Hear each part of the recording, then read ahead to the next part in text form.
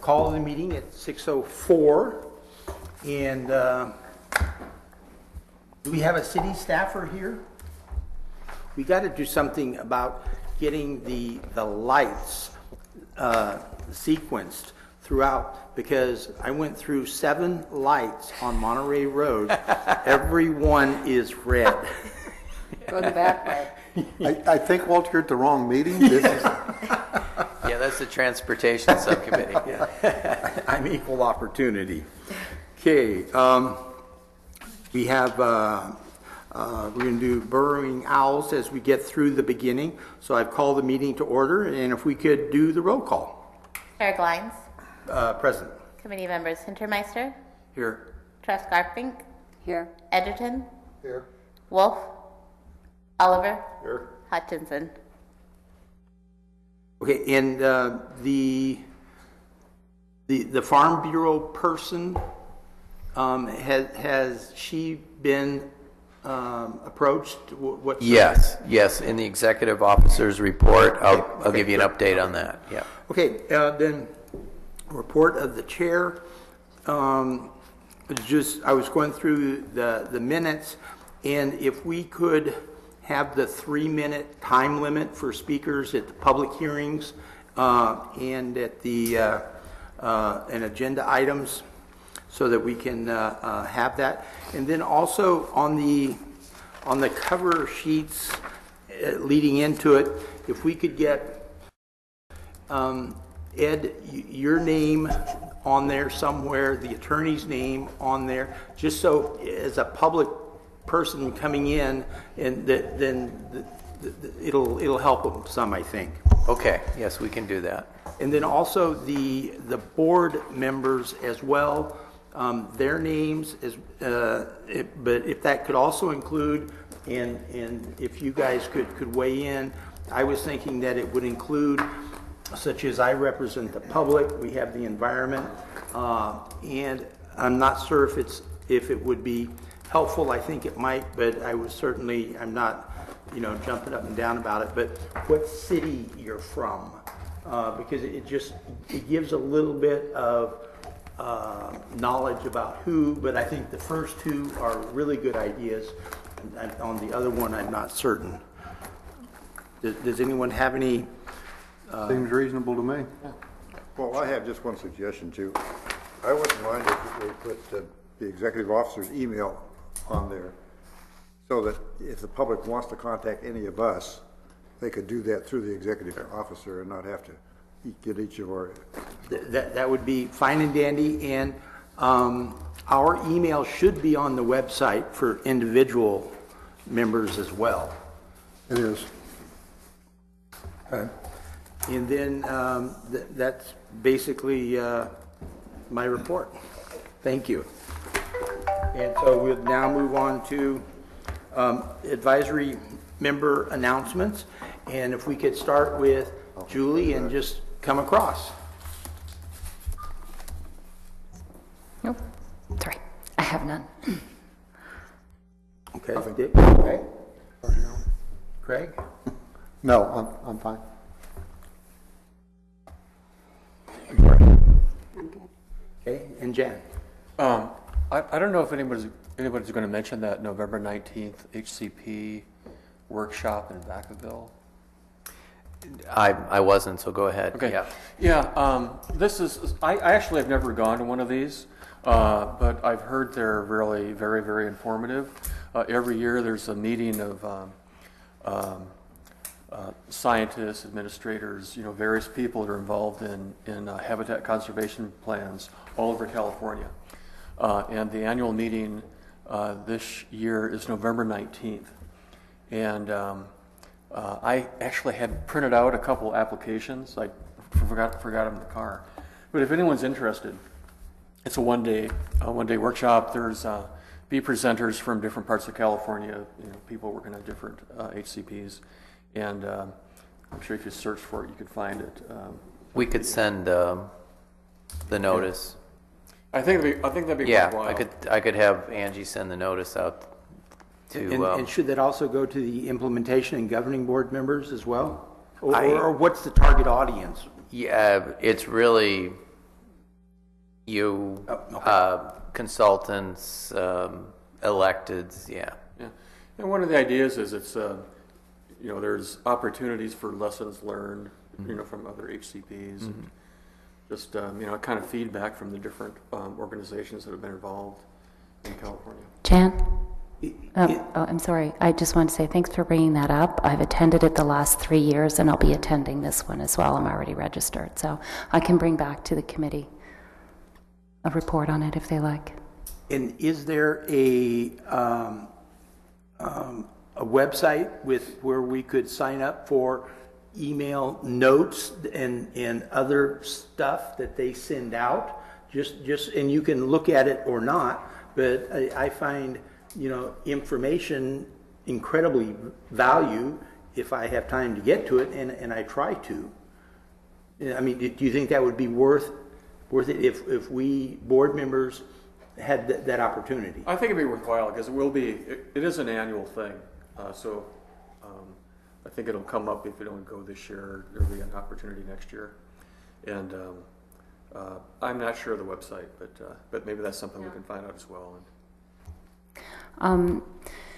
They may have one, but I can't recall. I know they do send out the information once the conference is over, but usually all notification is just strictly through email, and even the registration. You can't register online. You have to mail that in, so it's a little bit low tech in that sense. Okay, thank you. And now we're at the point of the agenda. Do we have any comments from anyone who wants to bring up or talk about any item or items that are not on the agenda? Hearing none, we'll move on. And then approval of the minutes of the May 1 regular meeting of the Public Advisory Committee. Could I have a motion and a second for approval? Second. Do we have any discussion? All in favor? Aye. Okay, item number 2, approve the minutes of the August 7 regular meeting of the Public Advisory Committee. If I could have a motion and a second for approval? Second. Thank you. And is there any discussion? Okay, let's then, all in favor? Aye. Aye. Thank you. Number 3, we get to hear about the burrowing owl strategy that is near and dear to many of us, or not the strategy, but definitely the burrowing owl, and that's why we're getting into the strategy. And Ed, are you the lead off for that? Just in terms of introducing the speaker is Troy Rumke. He represents ICF Jones and Stokes, who's working with the Habitat Agency to implement the burrowing owl conservation strategy for the plan. And after he speaks, it sort of ties into the next item. We're going to begin the process of implementing our first management agreement with the Don Edwards Warm Springs unit to try to enhance burrowing owl populations out at that site. So, Okay. Thank you. So Thank you. Kick it off over to Troy here. Thanks. Again, I know some of you, but not all of you. So my name is Troy Ramick with ICF International, and I've been involved with the development of the HCP and CCP since I don't even know for how long, around 2005. So since the inception, October 2005. Yeah, Craig and I and Jan and others have been doing that for a long time. So one of the principal things that I've been involved in as part of that process has been the development of the burrowing owl conservation strategy, which is, as you'll hear over the next several minutes, I think the most unique part of the HCP, and there's many reasons for that, and I'll explain those to you. And the hope tonight, I think, was really just it's a fairly complex part of the HCP and CCP, and so just to give you as much background as we can in 20 minutes or so, so that as decisions are being made going forward relative to the strategy, you'll have a little bit of a basis for kind of where that stuff's coming from. So kind of an informational item, and then we'll have plenty of time for questions. So start off with a little bit of history. The burrowing owls have been somewhat confounding to people who have been trying to save them for a number of years in the Santa Clara Valley. And the map that's in front of you there is our habitat suitability model that we put together for the species, and this is the basis for our impact analysis and our conservation strategy that we developed that's in the plan. One of the things that's interesting, and the reason I start with this, is that there's really kind of three different types of burrowing owl habitat that we're dealing with here, and we've defined them this way. And the green you see there is what we call occupied burrowing owl habitat. That's places where we know that there are nesting burrowing owls, and we also include a buffer of a half a mile off of those known nest locations within that area. Craig? So when you refer to occupied habitat, you're talking about nesting. That's correct. So foraging habitat, you don't count here. That is correct. Okay. Well, foraging as it relates to being adjacent to a breeding site. Right, Yep. but for non-breeding sites, that's not included on here. That's correct, not in the green. So then as you look at the other two, going down the valley, we have this kind of yellow color. That's what we term potential burrowing owl habitat. So that's valley bottom, flat grassland habitat that has ground squirrels, etc. Looks like it should be loaded with burrowing owls. Typically isn't. There aren't a lot of burrowing owls down there, or really none now. But it has potential. And then what you see up in the hills then, the orange color is, for lack of a better term, we've called it kind of overwintering only habitat. And the reason for that term is actually they overwinter in all of these habitat types. They could be anywhere in the wintertime. We typically are only finding them during the winter up in the hills, although there's some recent observations of there are potentially being owls in the hills during the nesting season. And so that's something that we're trying to run down. But anyway, so we have these three different kinds of habitat. And the reason I start off with that is because a lot of our focus right now, and a lot of what I'm going to be talking about tonight, is really focused on the nesting habitat, the occupied habitat, what you see in the green there. One of the reasons why the species has been so difficult to work with in this capacity is that most of the burrowing owls in the South Bay area are actually outside of our study area. So in the graphic you see the red line there, that's the bound HCP, NCCP study area boundary. The stars represent areas where we know that there are owls, or there have historically been a pretty viable colony or colonies of owls. And you'll see that most of them are outside of the study area. There's, just to give you a little bit of reference, so that's the San Jose Airport. This here is the Water Pollution Control Plant bufferlands up there north of 237. And then as you the Warm Springs area, which we'll be talking about later, is up here in Fremont, and Moffett Airfield over here, and Shoreline at Mountain View, the golf course, has owls. So we had this issue where we're trying to conserve a species through this plan, but most of the birds that we're trying to conserve are outside of the boundary. So we had to kind of think differently about the species. And so what we did in that regard was come up with what we call the expanded study area for burrowing owl conservation. Really long name for that, but essentially on the map here, it's this purple boundary that kind of runs up around the fringe of the bay. And the intent of including that area in the planning effort was because we knew that that's where a lot of the conservation activity for the species is going to have to happen. So that's this is the only species out of all the covered species where we can do conservation outside of our study area, but it has to be inside of this purple boundary, inside of this expanded study area. And the reason why that's important, and the reason why we had to draw a line on the map was essentially when we were going through the CEQA and NEPA analysis on the plan, we had to define that area for the NEPA analysis. So we had to say this is where conservation activities are going to be happening. So they can't just be anywhere in Alameda County or anywhere up up in the Central Valley or something. So it has to be in that area. So the development of the strategy, as I said, was kind of one of the most unique and kind of complicated parts of the whole plan, which was complicated in and of itself. But we had a technical team of burrowing owl experts that we met dozens of times to kind of develop the strategy. So this wasn't just kind of something that was done behind closed doors, in a vacuum. It was definitely a group effort with a couple of lead folks, myself and Jack Barclay, who is a burrowing owl specialist, and then a whole bunch of other agency staff, other consultants, et cetera, to kind of put it together. One of the key things, and I mentioned it already, was this idea of defining occupied burrowing owl habitat as being not just nest locations, but the the foraging habitat that's around those nest locations.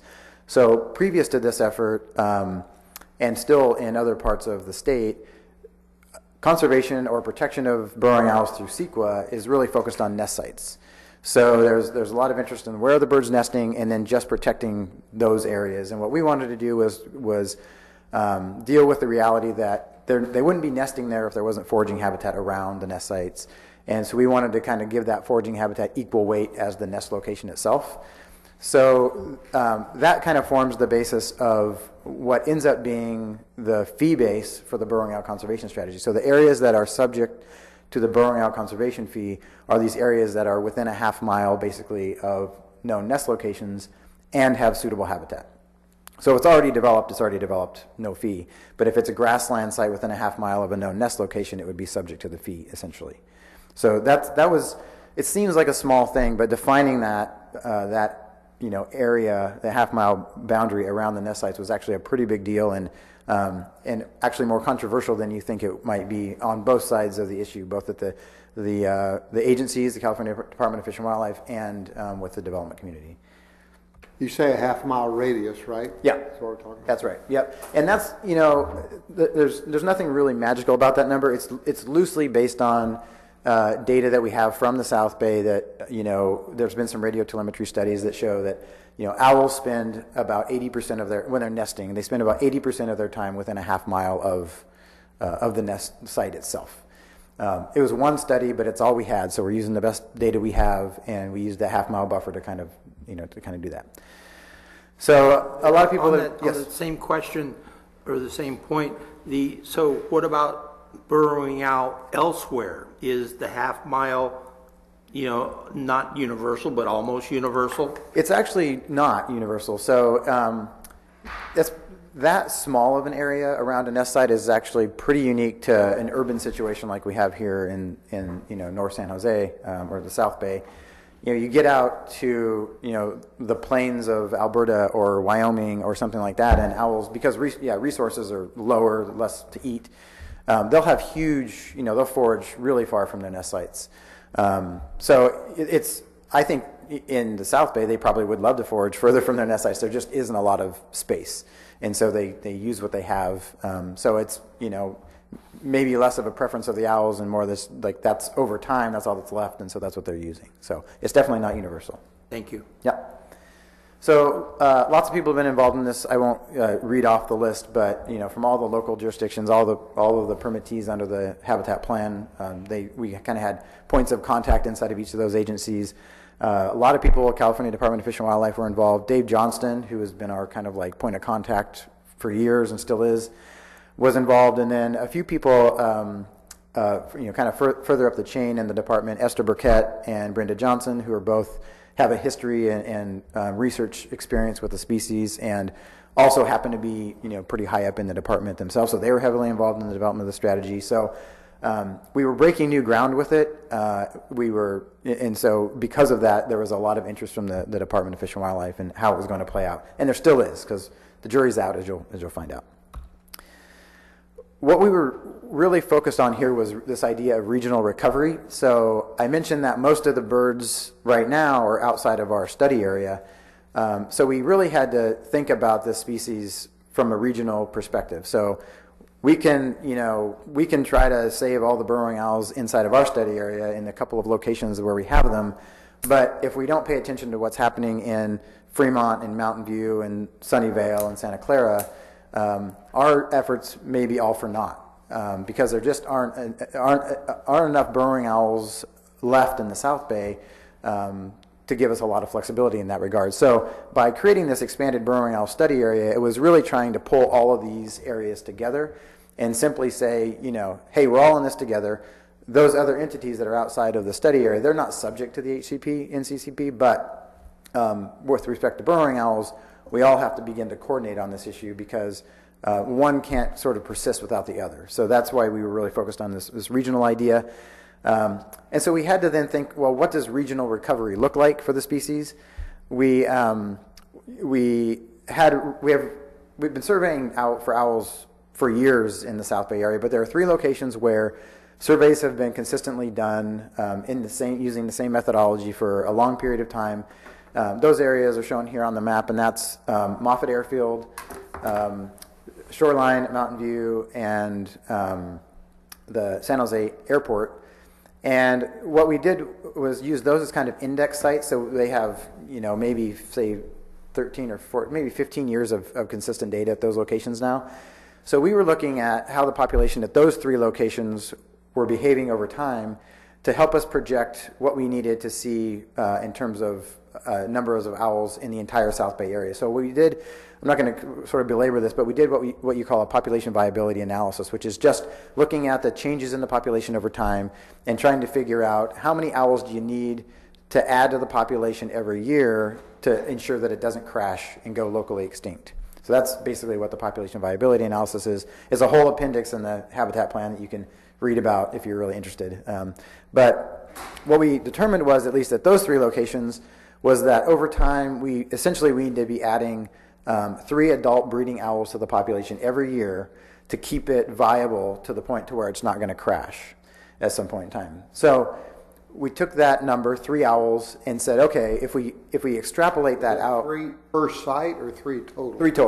3 total, yep. And you might think to yourself, well, 3 owls, that's kind of a funny number because 2 owls breed, and what's the other one going to do, right?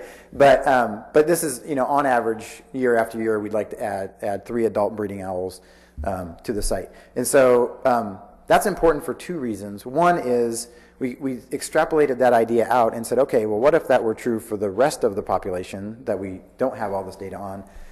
And if we could assume that we have to add 3 owls every year over time for the population in its entirety, that seems like a reasonable assumption, based on the science that we're using here. So that's basically what we did. And so the graph, or the graph that I have in front of you here, basically is saying, if all things being equal, and if we really added 3 owls a year, just 3 owls every year, and we had this, this perfect line increasing over time, we started with about 70 adults.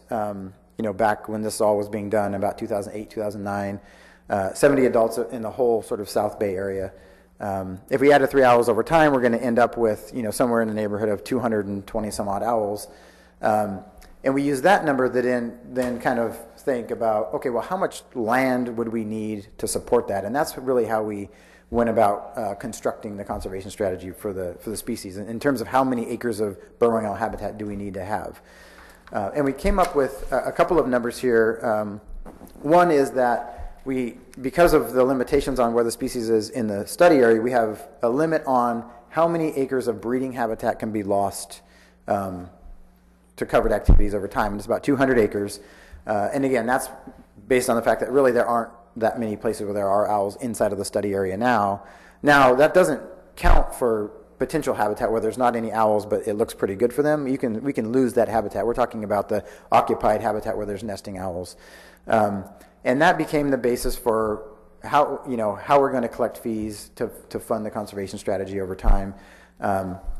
And knowing that we're going to lose about that many acres, we then, thinking about the 220 owls that we hope to have over a 50-year period, we started thinking about how many acres does an average burrowing owl, pair of burrowing owls use, and if you have 220 pair, how many acres are you going to need in the South Bay area to support them? And that's basically when I always say, like, well, where do those numbers come from? That's kind of where the numbers came from. So we have a little bit of data on how much area a pair of burrowing owls uses. We made some assumptions about how much of that total population is the responsibility of the habitat agency to protect and manage over time. It's not all our responsibility. There's other local jurisdictions that are outside of our plan area that have their own owls to worry about. And we came up with the fact that we want to over time protect 600 acres of burrowing owl habitat in perpetuity under easements or whatever. And then we want to have another several thousand acres under some sort of short-term management agreement. So that means it's not under a permanent easement, but we're entering into an agreement for a short period of time, probably on the order of 5 or 10 years, where the Habitat Agency is helping to fund management activities, things as innocuous as mowing or maybe predator control, putting up fences, things that you need to do to make a place better for burrowing owls, which isn't too much. We want to have these several thousand acres under some sort of short-term agreement so that funds can be put towards management for burrowing owls. This is the only species out of all of our covered species where we have this more, kind of flexible temporary management agreement idea. Everything else, all the other reserve lands are going to be protected in perpetuity, forever. Owl, because of the limitations on where they are and the fact that right now, at least, they're all in some of the most expensive real estate in the country, we knew that if we really wanted to commit to buying a whole bunch of acres up there, that would way outstrip our budget in the planning process. So we had to get creative. Luckily, the resource agencies let us get creative, and that's where we came up with this short-term management agreement idea. And we'll talk about a specific example that we're going to do at Don Edwards at the end of the presentation.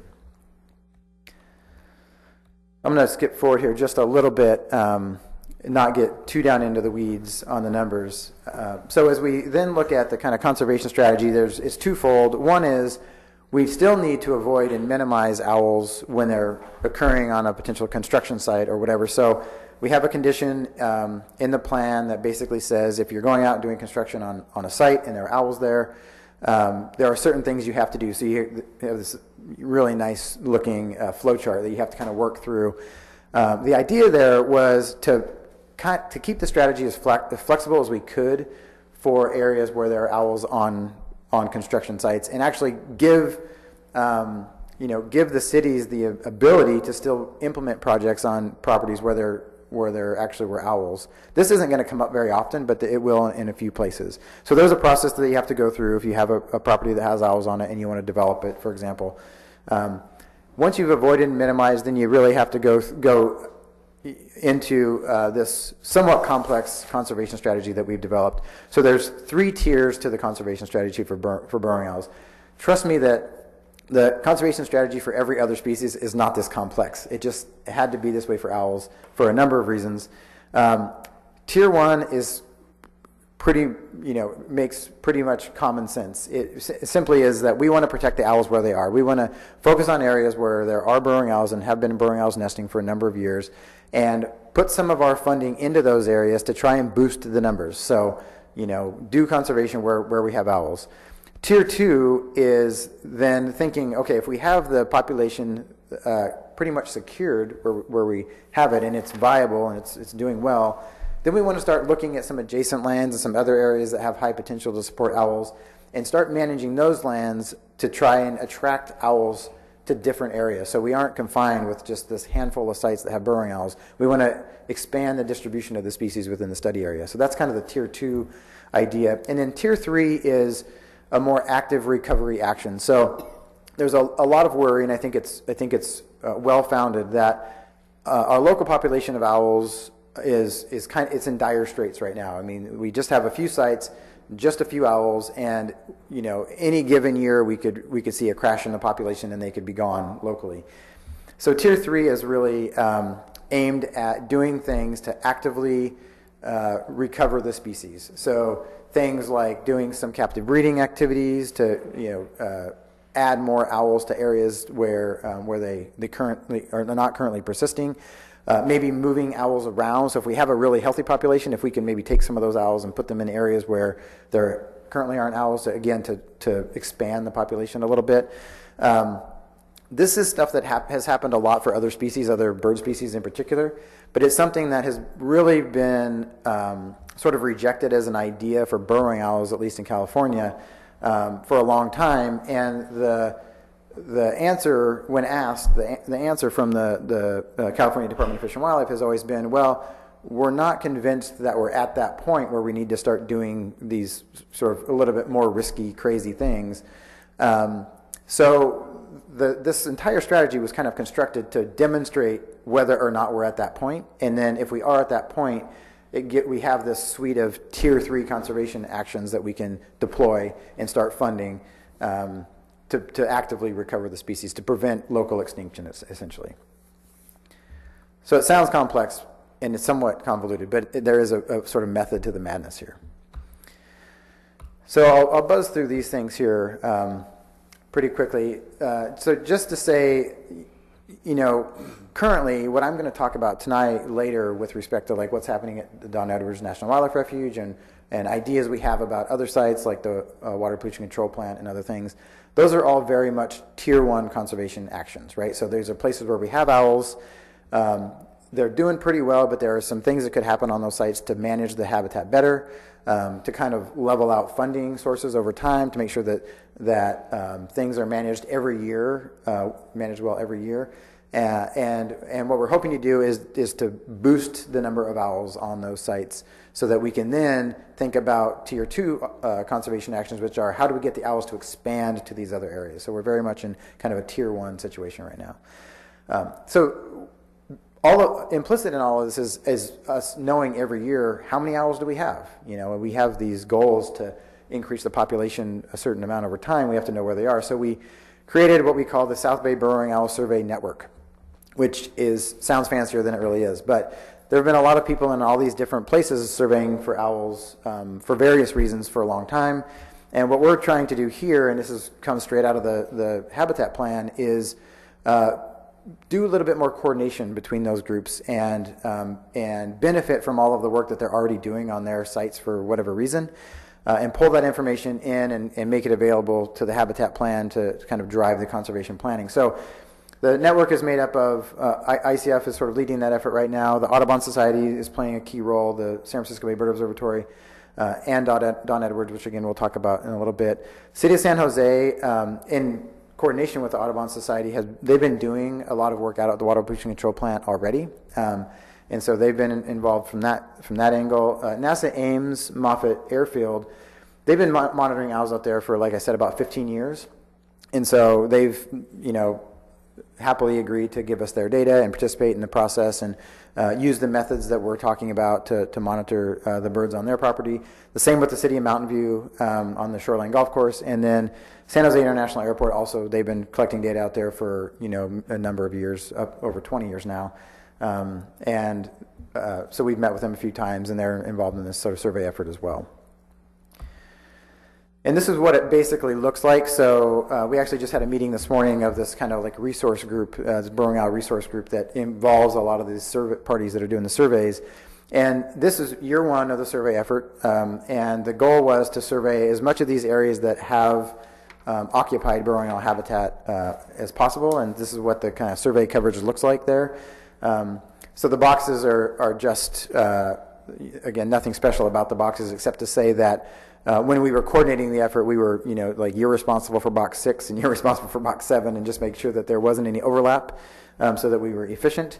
And then looking not just at the habitat that's occupied or that we know has owls, but then looking within those boxes at habitat that's not occupied, or at least that we know of, but that maybe could be. So again, starting to prioritize areas that we want to look at for these management agreements over time.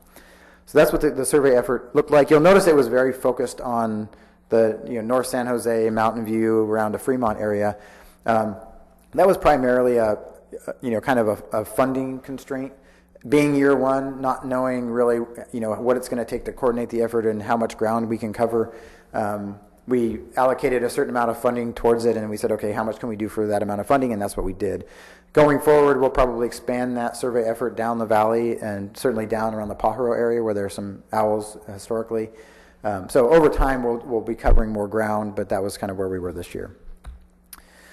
Here's some preliminary results. These are actually changing in real time because, as I said, we met with the group earlier today, and we already have some edits to this. So take these numbers with a grain of salt, but just to say that this is kind of the ballpark.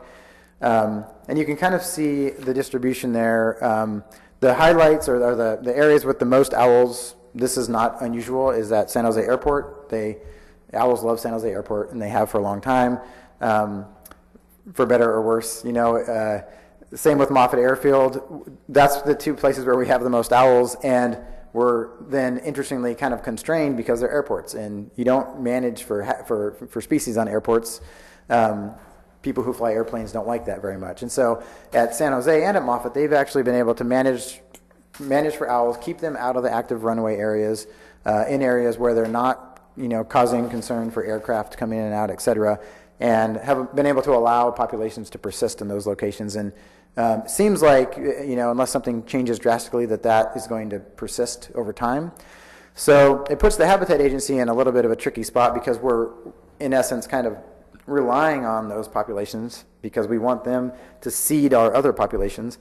But we have to be a little bit careful about how we talk about, managing for species on airports. And so we have ongoing conversations with both of those entities to get guarantees that they're going to continue to do what they do without getting them in trouble with, with the FAA, essentially. So that's kind of where we are. In the grand scheme of things, I don't have a slide in here that really talks about the history of this, but in the grand scheme of things, just thinking about the number of breeding adults, we're actually currently up a little bit than above where we were maybe a few years ago. Certainly more owls on this slide than what I talked about we had in like 2009. That could be for a number of reasons. Certainly there's not like some burrowing owl boom going on right now, but the numbers at each of the individual sites seem to be up, with a couple of exceptions. They're actually down in Mountain View, for example.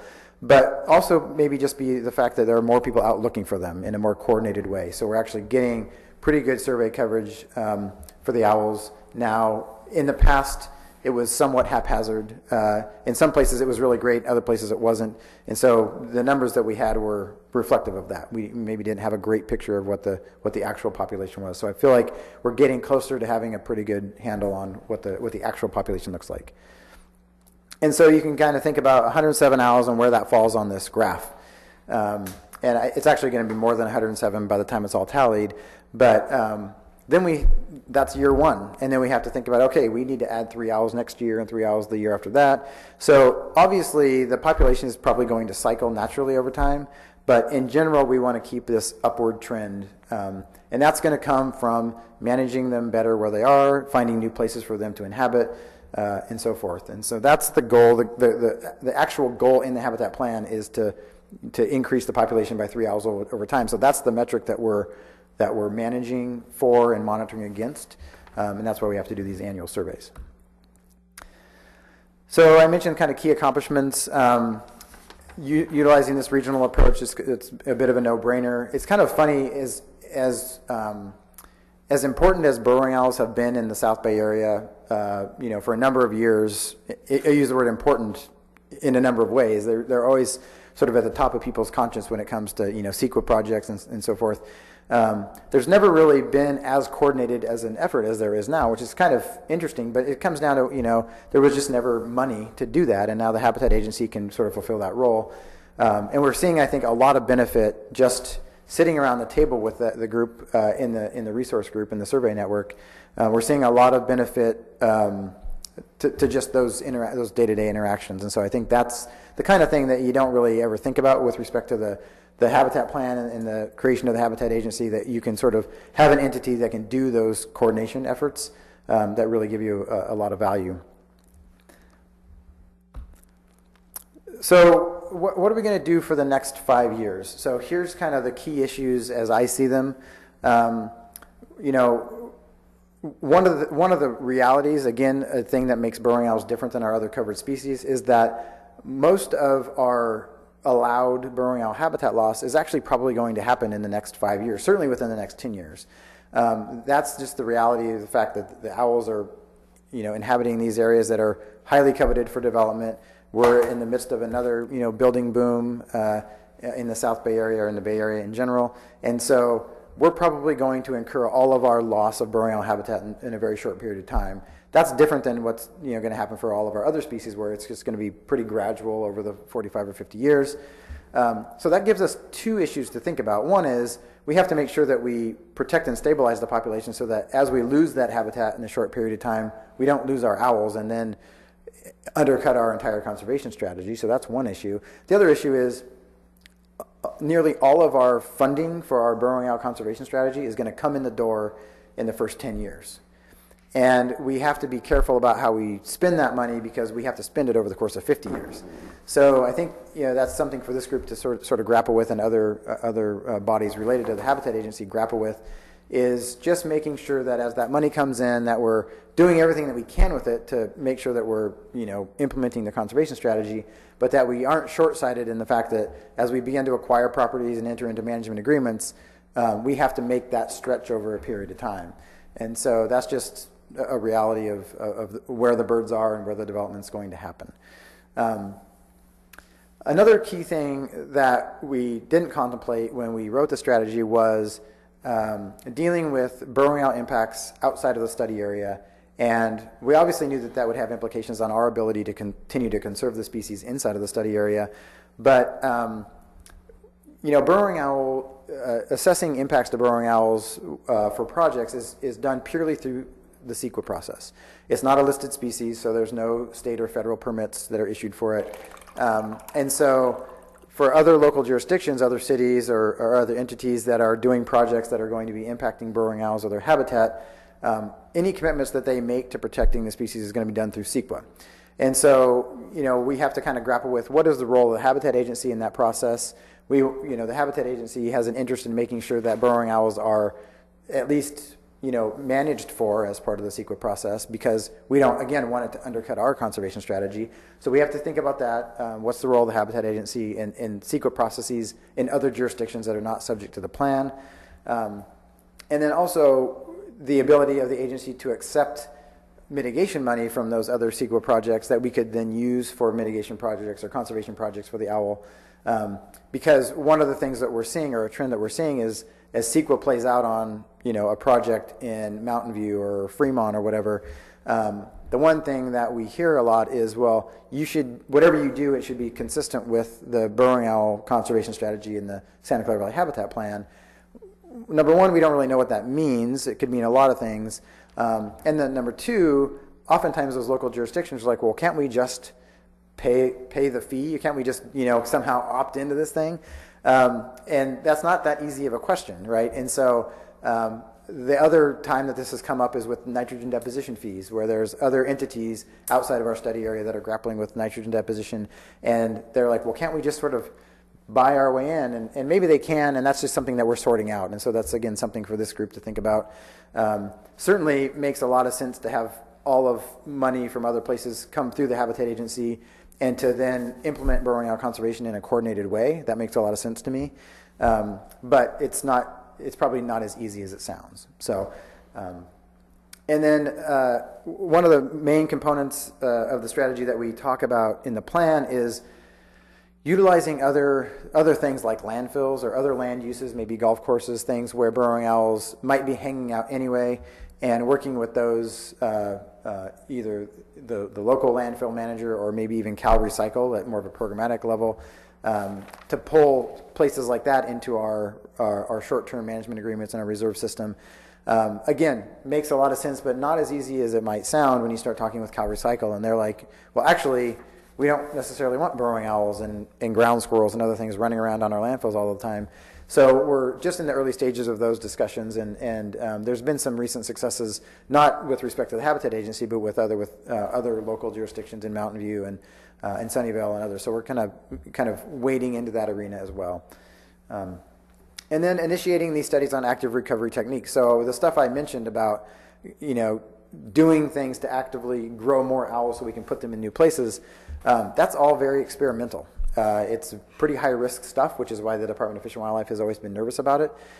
So as we do it, we have to make sure that it's done in a very sort of methodic and scientifically based way. And so, we'll be starting up some of that work probably next year, working with some local experts. And it's going to be slow going. It's not just that we can't just go out next year and say, we're going to foster a bunch of owl chicks in a recovery facility somewhere and then put them out on the ground.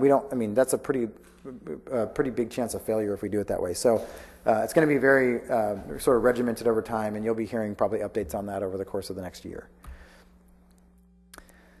So that's, I think that kind of comes to the end. I think I'll save the rest of the discussion for the next item on the agenda, which is this idea of these management agreements.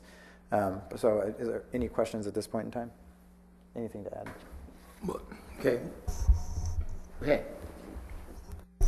Oh, I wasn't sure if it was on or not.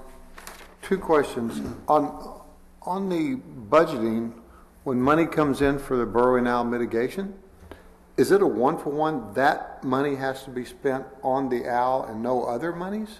Is that the way that works? The burrowing owl fees have to be spent. So there's a separate fee for impacts to burrowing owl breeding and foraging habitat associated with those nesting breeding areas. And that is around $55,000 an acre. And that money has to be spent on burrowing owl. There's land cover fees that are also collected on those same properties. Those can be spent a little more flexibly. But anything that's specifically earmarked as a fee for burrowing owl has to be spent on burrowing owl mitigation. The second part of that is, could funds from other places be used if it were needed? Yes. Oh, okay. So Yes. it's not restricted just to Yes. that. Like some of the lands that potentially could be burrowing owl habitat could be purchased with those land cover fee dollars. They wouldn't have to be purchased with the burrowing owl specific fee mitigation monies. Okay. And we can also use grants, and if we're lucky enough, get money from foundations. So there are other potential sources that could help with the birds. And then the other question is on the owls themselves. What is the general population of the burrowing owls in the rest of the Bay Area? Further up the peninsula, East Bay and the North Bay, what's going on with that, just real briefly? There aren't many. So historically, there always were a few owls sprinkled around in western Alameda County and in Contra Costa County, and then even a few up in Sonoma and Napa, Solano County as well. But over the years, actually now the kind of, I don't know if I want to use the word stronghold, but the stronghold in the Bay Area for burrowing owls is now in the South Bay.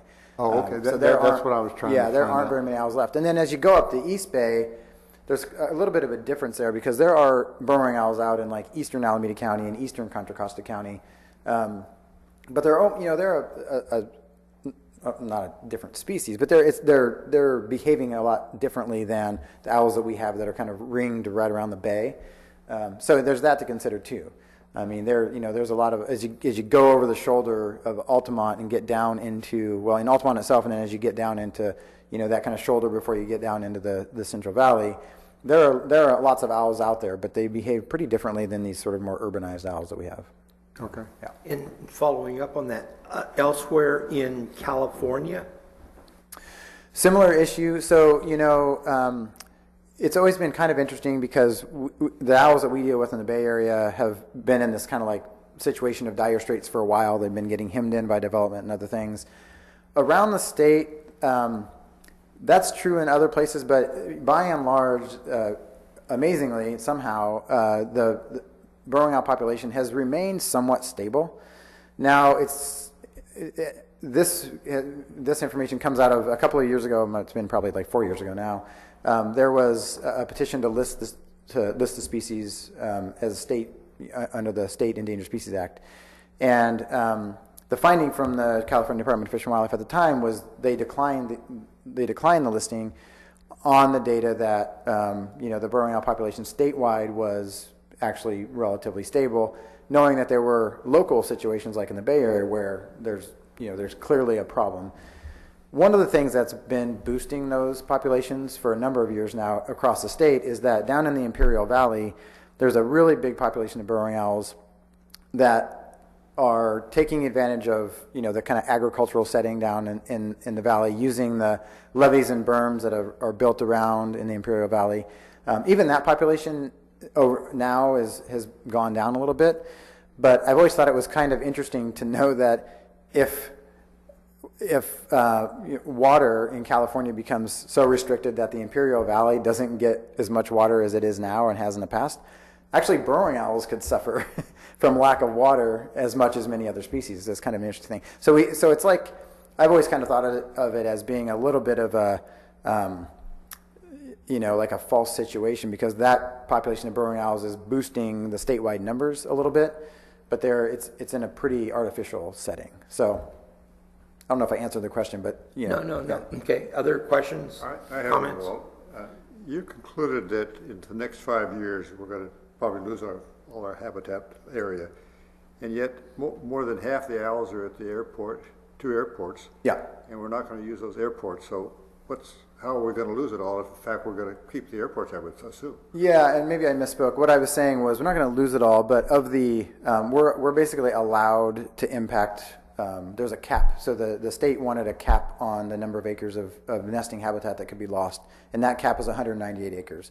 So that 198 acres is going to be chewed up probably over the next 5 years, certainly within the next 10 years. But those acres are not within the 2 airports that we're talking That's about. correct. That's correct. Yeah, exactly. Right. So the airport will be there. I mean, all those other areas will still be there. But, some of just think about a couple of examples where there are some parcels adjacent to the airport where owls use those areas. They certainly forage in those areas, but they're zoned for, development, and they'll probably be developed over time. So. Okay, other questions from members? I have a question. Isn't it mainly management too? Because if it's tall grass, they really don't like those areas. So that's why they like the airports, because it's always mowed. Absolutely. And maybe a ranch where it's grazed with a cow might work out too. Yep, absolutely, yeah. And what I'll talk about next is some of the types of management that can be done or are being done in many cases to make places better for owls. And interestingly, even though the habitat's pretty restricted, they're pretty easy species to manage for relative to other things, right? It's not like you're doing a wetland restoration, which is much more intensive. You just have to make sure that the grass is short at the right time of the year, make sure that there's, ground squirrel, plenty of burrows, and make sure that there's something for them to eat out there as well, so that there's a prey base. So it's not a crazy species to manage for, but you have to do it, and it doesn't happen. But they don't eat the ground squirrels. They just use their burrows. That's and correct. then they eat mice and stuff. Yeah, mice, insects, lizards, things like that, yeah. Yep. Questions? Just 2 questions. One, you were mentioning funding earlier for the South Bay Burrowing Owl Network. I'm just wondering where the funding was coming from. From the Habitat Agency. It is from Yep. the Habitat Agency, So okay. the funding to kind of coordinate the effort and to do a little bit of the surveying came from the Habitat Agency. A lot of those other entities, they're already surveying for owls for their own purposes, the airport and Moffett and Mountain View. So they were just sort of going about business as usual. They have, their staff consultants or whatever that are doing that for them. So the Habitat Agency, for example, wasn't funding the monitoring and management at the airport, just the coordination effort to collect the data. So. Okay. And the other question, so I guess it's a question. So you were talking about the Habitat Agency's role in CEQA with the non-permittee jurisdictions. And I'm just wondering, are we sort of taking a reactive approach? Is that what we're thinking right now, or is that sort of the mode we're in versus proactive in the sense of we're waiting for development decisions to be made and then we'll sort of weigh in? Are we having any sort of upfront discussions with the jurisdictions? I would say it's a combination of both. I'd say this management agreement with Don Edwards represents a proactive approach. We're going to talk to the city about the sewage treatment plant area and the landfill areas San Jose, sorry. And so I would view those as proactive. The waiting for development to come and the fees to be collective, that's definitely reactive. The habitat will be impacted, but hopefully some of these management agreements will offset some of the impacts of development on these foraging and nesting sites. So, for instance, if Mountain View, and it seems that there's a real interest now with the new council to maybe move forward with North Bay Shore, we would sort of just take a wait-and-see position to see what the council does, or would we engage them at an earlier point? Yeah, you're talking about the North Bay Precision Plan. Yeah, that's not going to affect burrowing owls, believe it or not. It's all. Yes, it is going to be close. Right. Yeah. Yes. So there'll be the sort of indirect impacts of feral cats that'll result from that development. Yeah. But yeah, so we commented on that project for nitrogen because they were claiming that the plan was going to solve all their nitrogen issues.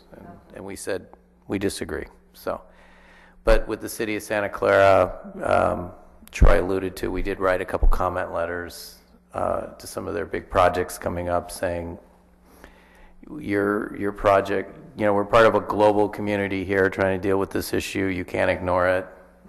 What you're doing could affect the ability to implement the strategy. So that's sort of how we're being proactive too, by the non-participating cities, as we would call them, making them recognize the issue. But with the precision plan, there wasn't a direct impact on the owls. We looked into it, but yeah, there'll definitely be an indirect impact. Yeah. Okay. Sort of an aside of what you're mentioning, because you're mentioning submitting comment letters. Is there a way for us to receive those comment letters to sort of stay up to date on what the agency is putting out there? That'd be great. Sure. I could send you guys copies of the. Okay. Yeah. Appreciate that. Thank you. And do we have any comments from anyone in the audience on what we've covered so far? Okay, I have oh, one go more ahead. question. Yeah. So I know, Troy, you talked earlier about you're just looking for nesting sites, but I know in the wintertime there's a lot of foraging sites, especially on Coyote Ridge and areas. Is that taken into account at all, or are those data points just not even considered? Well, it's taken into account in that it helps us gain a better understanding of how owls are using all of the habitat in the South Bay area. It's not part of our survey effort right now. There are some other studies, outside of the habitat plan going on, just getting off the ground, looking at how owls are moving around in the wintertime. That is certainly going to feed into some of our decision making at some point in time. And there certainly could be a point in the future where the Habitat Agency gets involved at funding some work looking at overwintering habitat. We could expand our survey effort to start looking in the wintertime for owls and looking at sites that they're using. Just right now we're focused on where the owls are, where they're nesting, and trying to get a handle on what's happening there. Assuming, and this could be wrong, but assuming that overwintering habitat, at least at this point in time, isn't a limiting factor for the species. So that's kind of where we are. Okay, Yep. Thanks. Might our area be unique enough where what's going on here is not replicated elsewhere? Because I'm just thinking that maybe we can steal from what is going on elsewhere, but am I hearing you say that we are fairly, if not greatly, unique? Yeah, that's true. The one and some of the stuff some of the information that's in the conservation strategy is stolen from some places like Florida, where they had a very similar situation in Florida back in the 90s, where they were going through this multi-decade transition. If you think about the South Bay area, where it went from an agricultural setting, one that wasn't very conducive to burrowing owls, at least from orchards and whatnot. But the bay itself was pretty much grassland, and then that very quickly has transitioned to an urban setting. And so as that area sort of got cleared and leveled and flattened, and some of it was developed, but some of it was left kind of fallow, if you will, for a while. That's the kind of situation that the same thing kind of happened in Florida, and they had a kind of a boom in a burrowing owl population for a short period of time. And then, unfortunately, over time, it was all eventually built over as planned, and the owls are gone.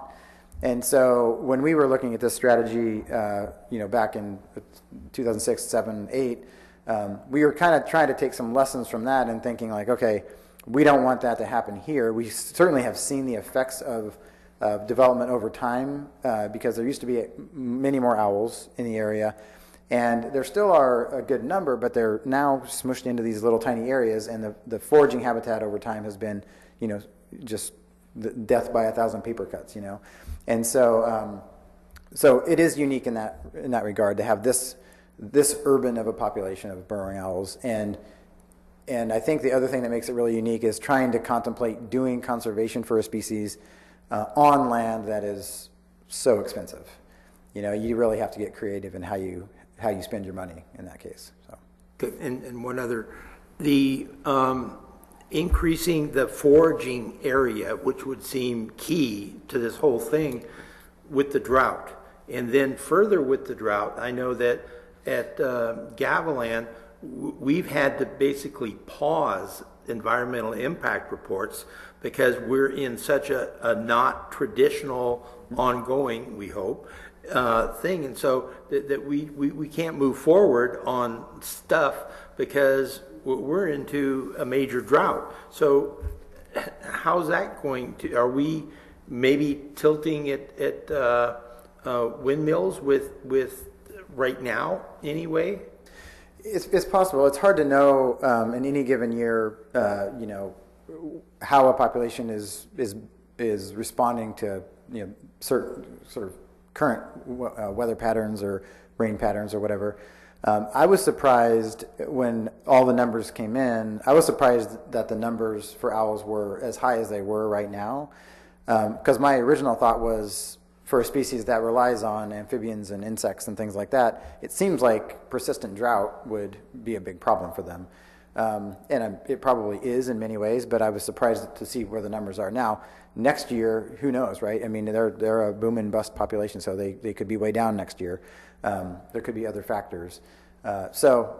Certainly the things like drought and even years of high rainfall or late rainfall, like changes in when the rain hits the ground, certainly would have impacts on a ground nesting species like this. But I think it's really hard to kind of tie specifics to it. So. And then if we could move on to the second part. Yeah. Number 4. So I mentioned that we're very much in kind of tier 1 of our conservation strategy. So we're looking at areas that have owls and thinking about how can we make them better and by association then sort of grow more owls in those areas. And I mentioned the unique thing that we have in the conservation strategy that allows us to enter into these short-term management agreements. And the idea behind this is to figure out a way to funnel some of this conservation money to private or public landowners to help them sort of offset the costs of what it would take to do better management for burrowing owls. And so, it's really, in most cases, except for if you're an airport, it's really not in your interest to really worry too much about going out and mowing grass, every year to make sure that it's short for burrowing owl breeding season, or to make sure that you trap out all the feral cats, or that you don't have, whatever. It's not. We're trying to create an incentive here for those landowners to do that, and that incentive is that we can say, tell us what you need to have happen out there, and if you're resource constrained, maybe the Habitat Agency can step in and provide some funding. So that's what we're doing now. We have basically, there's no limit to who could participate in these management agreements. There are some guidelines in the plan itself based on where the owls are and what the suitability of the habitat is that helps kind of guide us gives us some guidance on where to look for potential interested parties. But we're starting with somewhat low-hanging fruit and looking at some of the public agencies around and looking at their land ownership and seeing if there are things that they can do on their properties to manage for owls in a better way. And so the 3 that are shown there on the slide, Don Edwards National Wildlife Refuge, the San Jose International Airport, and the Water Pollution Control Plan are kind of the 3 on the top of the list at this point in time.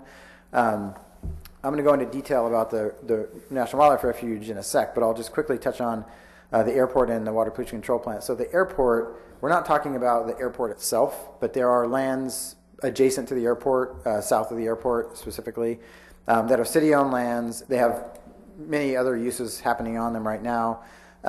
It's an area that the airport and their staff that manage and monitor for burrowing owls have been interested in for a number of years, doing something out there. We're not talking about a little land. It's just a small amount of land, but they are looking for some funding to do to expand their monitoring to those areas, to maybe do some fencing out there, do some mowing. Again, it's not rocket science. And so we haven't entered into an agreement with them, but we had a couple of meetings with them, and we're kind of probably in the coming months, then we'll start sorting out the details on that. And then at San Jose, Are you talking about the Guadalupe Gardens area? Yes. Oh. Yep. Yep. Cool. And not the entire thing, because there's lots of other, we're not going to pull out the rose garden. Don't worry, it'll be fine. No, I know, but there are a lot of interests out there, and there's a lot of people doing things out there, and so, but there are parts of it that we think could be made a little bit better for owls. On the water pollution control plant, for a couple of years now, they've been doing some management on the kind of west half of what's known as the bufferlands out there, working with the Santa Clara Valley Audubon Society, managing the habitat pretty actively for owls. So artificial burrows, creating some brush piles, putting in berms, doing things out there that make it more hospitable for owls. And they've seen a pretty interesting increase in the number of owls. There's always been owls out there historically, but this is the first time that they've ever really been focused on managing the habitat for owls, and they're seeing pretty good returns on that. The Habitat Agency hasn't entered into an agreement with the city on that site yet, but that's coming, I think. So they've noted that they're interested. They have funding basically to continue what they're doing for another couple of years, but then funding is uncertain at that point in time, and so we'll probably be talking to them about expanding that and extending it over time. So that's to come. Nothing concrete happening on that yet. The one place where we have some activity is on... Real quickly? Yep, sorry. You say there's been interesting results. What exactly? I mean, from the start point to what? Does Josh know that? Josh can come up and speak to that way better than I can. Is that okay? Can you hear me? Yeah. So historically, from If you could introduce yourself for the record. my name is Josh Bukleski. I'm the Burning Out Project Manager with Santa Clara Valley Audubon Society. So I think out at, when it was Arzino's Ranch, historically what we saw was about 3 to 5 owls. Historically, I have some rough data from Audubon members that have been out there. This year, we had 7 adults, we had 6 pairs. All the pairs were successful, and out of those 6 pairs, we ended up with 27 chicks. So the breeding success was really high, very productive. I think the average in the Bay Area is about 3 chicks per clutch, and we almost hit 6. So all the pairs are really productive this year. So we're seeing some really good results. So Great. Thanks, Josh. So some specifics about what's happening at Don Edwards, and actually we have Kat Burns, the executive director of the San Francisco Bay Bird Observatory, and Idona Kokoros, an ecologist for the Bird Observatory, who can come up and address some of your specific questions if you have them. I'm just going to give kind of an overview of what's happening out there and the Habitat Agency's role and how that's going to play out over time. But you know, I just sort of pretend to be a biologist, so that we actually have the people who know what they're doing here if you have real questions. Real biologist. Yeah. So again, looking at the map, thinking about our study area, and I showed you before, but the area that we're talking about with respect to Don Edwards. So Don Edwards actually, kind of rings the whole bay here, but their Warm Springs unit is up here, kind of in the Fremont area, so up in the East Bay, almost getting up into the East Bay, I guess, but certainly within our expanded burrowing owl study area. And a site that was identified in the habitat plan as being a site that could be important for owls, and we very much, it's no accident, I guess, that we're now working with them on this, because it was something that we've been thinking about for a long time. Here's a kind of a closer look at the refuge itself, and then the Warm Springs unit is this kind of reddish or pinkish area over here. So it's a little over 700 acres. Taking yet a closer look, a little over 700 acres. It's actually a vernal pool grassland out there. So maybe not this year, but in most years when there's decent moisture, there's vernal pools out there. There's listed species that use those vernal pools: California tiger salamanders, vernal pool tadpole shrimp, things like that. There's also historically always been burrowing owls out there, and the management has changed over years. It's a grazed area, and the management's changed over the years for various reasons. And historically there have been a large number of owls up in the 60s. See, that's why I brought them. So yeah, so up over 60 adults, and it's been low too in years where the grass is too tall and it hasn't been managed as appropriately. So certainly an area that that is interesting regionally for the species, and a place that we thought would be worth investing some resources.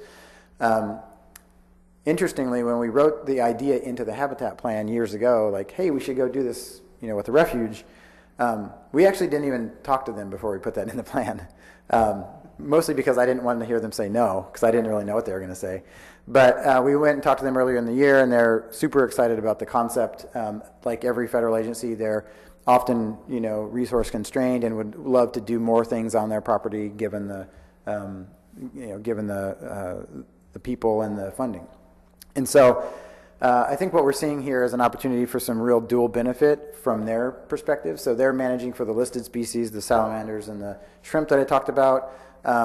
We're interested in burrowing owls. They are too, but they don't get as much funding attached to species that aren't listed. So we can kind of fill a gap there from their perspective. And so what basically has happened now, and here's just a couple of pictures of some work that they've been doing out here now. The Bird Observatory and others, refuge staff, did a pilot project this last year looking at grassland management sort of holistically, so looking at weed control and transitioning it to kind of a more native grassland, and looking at how can we make the habitat better for burrowing owls. So again, kind of a holistic approach here, and have seen some great results again. So no surprise, you have an area just like Josh explained at the water pollution control plant, where you have a few owls kind of hanging out over the course of time, and then you start managing in a targeted way for it, and you see the numbers start to come up very quickly. I wanted to include these pictures for two reasons. One, to show you that SFBBO and the refuge were able to get a huge volunteer group to go out and do a lot of the work. Audubon Society actually been using a lot of volunteers on the water pollution control plant project as well. So this again has kind of a dual purpose. It's great for the species and is helping us implement our strategy. Also has a great sort of public outreach benefit as well, getting the public involved in the management of the species. And so you see people out there digging artificial burrows and doing other things. And then I also want to show this picture of the owl, because most of the time in my presentations I show you cute pictures of owls that are in perfect focus and zoomed in. But in reality, when you're out looking at burrowing owls, this is pretty much what you see. Usually they're pretty far away, and there's some heat waves, and you're trying to kind of figure it out. So I thought I'd be a little more realistic today and show you an actual field picture of a burrowing owl. And so the plan is, so they did a pilot study this last year, had some great success, and so put together a proposal to basically expand and continue that effort for the next 5 years. So this is going to be a 5-year agreement between the Habitat Agency and the Refuge and SFBBO to basically continue doing what they were doing this year. So managing the grassland habitat, keeping it short for owls, implementing some systematic surveys for the species. So in here you'll notice, Craig, not just nesting surveys, but also looking to see how the birds are using the habitats during the wintertime. And to determine, are they staying, are they wintering and staying for the nesting season, or are they part of a migratory population or what have you. Continuing the vegetation management, looking at ways to enhance the prey base, so putting some rock piles out there, some vegetative islands to create really good habitat for things like small mammals and lizards and insects, things that will keep owls happy during the nesting and wintering season. And then one of the more important things is implementing a predator control program. So they already do, at the refuge, they already do predator control on a lot of the refuge, mostly focused around their Western Snowy Plover Recovery Program. So in essence, this is kind of just expanding that. So they have a feral cat problem. Who doesn't have a feral cat problem? They have a feral cat problem out there. So the idea here is to kind of expand their contract with the USDA to more actively control feral cats out there, which are no doubt having an effect on the nesting burrowing owls. They're probably, it's not proposed at this point in time, but it certainly is conceivable to see us maybe looking at doing some fencing of some of those areas out there to see if we can't, stabilize the habitat. There's not a huge human presence out there like there might be in other places, just because it's kind of off the beaten path. But humans can have an impact on species too, like this, because they're a ground nesting bird. So that's basically it. I mean, it's a bit of a broken record because I keep telling you, well, we're going to mow and we're going to control cats and we're going to, provide habitat for a prey base, but that's pretty much what you do for burrowing owls across the board here.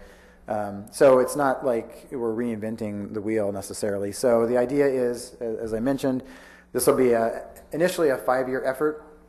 The 5-year term is really more driven by the refuge system than by anything that we're interested in. We would love to enter into a 50-year agreement with them, obviously, but if we keep it at 5 years, they can make those decisions locally and not have to send it to Washington, which they prefer to do, and we prefer that they do, just because it makes it easier on everybody. And so we're going to start with 5 years.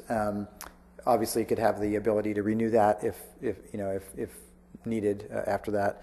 and if things are going well. But that's basically the idea. So we would do something similar to this, with the city on the water pollution control plan, maybe on these adjacent airport lands. We could do the same thing with a private landowner up in that area that had habitat that was, somewhat suitable. And if they wanted to, enter into an agreement with the habitat agency where the agency could come in and help them manage their lands better for owls, it would be a very similar thing. Every agreement's going to look a little different because of the needs of the landowner. But by and large, the management's going to be very, very much the same. So that's what's happening at Don Edwards. And I don't know, see, there's that picture I was talking about. I don't know if, I just took that off of Wiki Commons. I can't take any credit for it. I don't know if you have any questions about what specifically was happening at Don Edwards, or any questions for Kat or Donna about what they found in the past year or what their plans are for the next year, but I think now would be a good time to talk about that. If we could start, Ed, do you have anything you want to add? No, just that we'd like some feedback from the group here. Any thoughts you would have, because this will go to the TAC on December 8th for approval, and then on to the implementation board in January 15th for final contract agreement. Board members, our charge is to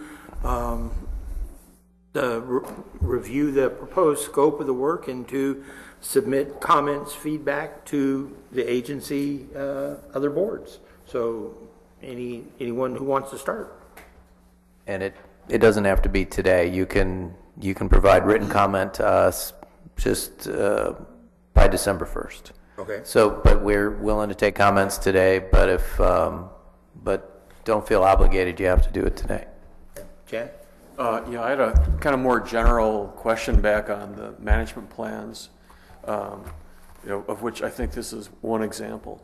So I was surprised a little bit. I mean, not, unpleasantly surprised, but the management that's described in this plan is pretty active in terms of finding burrows, and then right at those burrows, active burrows, doing specific vegetation management there.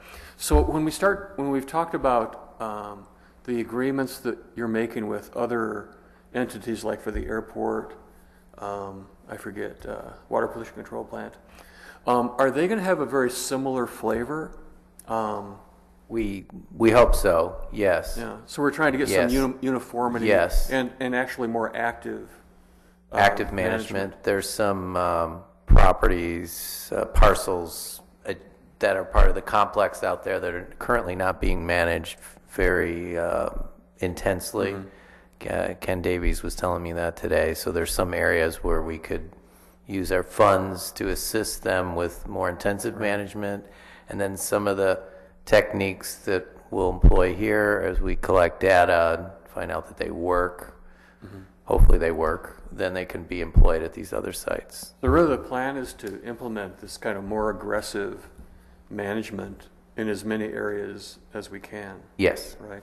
Mm-hmm. Just to add to that, I think initially it could be that more active and intensive management tapers off over time too. If as the population, mm-hmm. We'll just kind of play it, right. Year to year. One of the tricks, in my view, to making these things work is attracting the owls there in the first place. We have to make it really hospitable at the right time of year so that they show up to nest. And part of that is what you're describing, the active management right around the burrows. Part of it is, making them as attractive as we can to it so they'll initiate nesting. And keep them clear over time so they can, being a ground nesting bird, they have to be able to see what's going on so they don't, get killed by a cat or something. It could be that we find over time that we can maybe shift resources away from that more active management to something else if we feel like it's, the population is stable. So very much an adaptive approach. So, and just kind of a follow-up on the same area. I actually went back and looked at the strategy, and there were some tier 1 plans described, and a list of locations. And we've talked about some of those locations, but along with the tier 1, they were also looking specifically at like Mission College, Shoreline, Moffett, some VTA areas around North San Jose. and the Tesla plant in Fremont. Are we also actually pursuing right now the same types of agreements with those areas as well? Or have we really just focused on the, I think, 4 that we've mentioned tonight? Yeah, well, the Tesla agreement, if I get an automobile from them, then we'll work into it. I haven't, Troy is better to answer that question. This is the first one I've been involved with. I don't think we've talked to the Tesla people yet, but I do know that some of those sites you mentioned, that they were at the meeting today, that we had people managing those sites. So I do foresee in the future that possibly there could be agreements with some of those entities also. And something else that we're going to start looking into, and Lynn Trulio mentioned it today, there's birds that are from outside the region who are overwintering here, and is there a way we could encourage them to stay? Some may be coming as far away as the Pacific Northwest. Nobody knows for sure where they're coming from, but they're probably not from the populations here. So is there a way to encourage some of those birds to stay, or some of the birds in our county to naturally relocate to some of those potential areas that Troy identified on that map? And if we can accomplish that, sort of enhancing some of the habitat in that area to make it more attractive for the birds to decide to take up residence there, is also a strategy that we got to start thinking hard about too. How to increase the population in areas that are not going to be under the same development pressure, where there's more room to roam and expand their range. Or do we really want outside birds, almost like bringing in non-native plants? Well, given they're the same species, they would add from a genetic diversity standpoint. Yeah, it'd be a good thing from a gene pool standpoint. Yeah, if so, in this case, not an issue. Other cases, sure. I mean, it's an issue with the salamanders breeding with hybridization, but with this would be a good thing. It would lead to more genetic diversity within the local population. Someone at the meeting today said in one of the populations, I don't know at what site, that there's some inbreeding going on. That's never too much inbreeding, which is not a good thing. We hear about it with cheetahs and other populations. It can lead to the decline of the species. Well, I was in North Carolina for a while too. Right. Other comments? Go ahead. In general, I'm very supportive of it. The money's there. We've got good SFBBO's got a great reputation for being able to handle that. So from that respect, I'm supportive of it. The one question I'm not clear on, and I'm a little concerned about, is the temporary protection of adjacent lands that you talked about. And I don't understand, maybe it's from the industry that I'm in, where it's permanent protection. Why are we spending money on temporary protection? Can you clarify that for me and exactly how that works? I don't get that. Absolutely, yeah. And as I mentioned earlier, this is the only species where we have the flexibility to do that. The reason that we included that option in the conservation strategy for the burrowing owl was the simple fact that, number one, we knew we had to influence the burrowing owl population where it's currently located. We need more owls, and it just so happens that nearly all the owls are on public lands. Whether it be an airport or a refuge or a golf course right now. So we knew we weren't going to, for example, be able to go and get an easement on an airport or the refuge. So we had to figure out a mechanism that would allow us to put funding towards those populations. And we wanted to be able to get it under contract, for lack of a better term. So that was one reason for the flexibility. The other one was that we realized that we could go and probably buy lots of potential burrowing owl habitat down, in south of Gilroy, or maybe between Gilroy and San Martin or something, and never have any owls show up there over the course of 50 years. So we really need to focus our funding on the sort of North San Jose, around the South Bay region. And the only way that we can really do that, we simply can't afford to go and buy that land and put it under easement, or buy an easement on that land. Number one, people aren't going to sell a conservation easement on land that's, zoned for very high dollar development. And number two, we just couldn't afford it, even if they did, probably. So we had to come up with some other kind of creative strategy that would allow us to approach private landowners and say, hey, we don't want to buy your land or even get an easement on it, but if you don't have any plans for the next 5 or 10 years, maybe we could enter into a short-term agreement, give them some funding to, kind of creative and incentive for them to manage their parcel or parcels for burrowing owls, knowing that someday it might get developed. But in the meantime, we benefit from boosting the burrowing owl numbers, hoping that we can get them to move to other areas. When we were developing the strategy, we always, and I hope this isn't true, but we always kind of said, we feel like we have about 10 years to really make a difference with the burrowing owl population. And if we don't do something drastic in 10 years, we might be in real trouble with, we might lose the local burrowing owl population. And so all of these things are an attempt to find creative ways to get money where it needs to be now, hoping that we can then, over 20, 30, 40 years, have enough owls that we can get them to expand into these other cheaper areas. Because it seems to me, and I hope that you plan for it, that if the success of the owls over the next 10 years is because of these temporary lands and then they go away, right? What have you accomplished? Because then the population crashes, and you spent money on something that temporarily. I understand the dilemma. I'm a little concerned about that. We've got this money. We've got to spend it somewhere. That part of it is sounds like government speak to me. That just because you have it, it has to be spent. That well, I guess so. I'm a little concerned about that part of it, but I'm really not crazy about this idea. I understand where you're coming from, but then I see you're just delaying the problem, and then 10 years we're going to be right back in a worse shape. So this came up in a meeting this morning. Dave Johnston with the California Department of Fish and Wildlife brought it up. So we do have a commitment to protect 600 acres of habitat in perpetuity under easement or acquisition. But the other several thousands of acres that we've talked about that we need to support this population, it's written into the plan and the strategy to be under some form of temporary protection.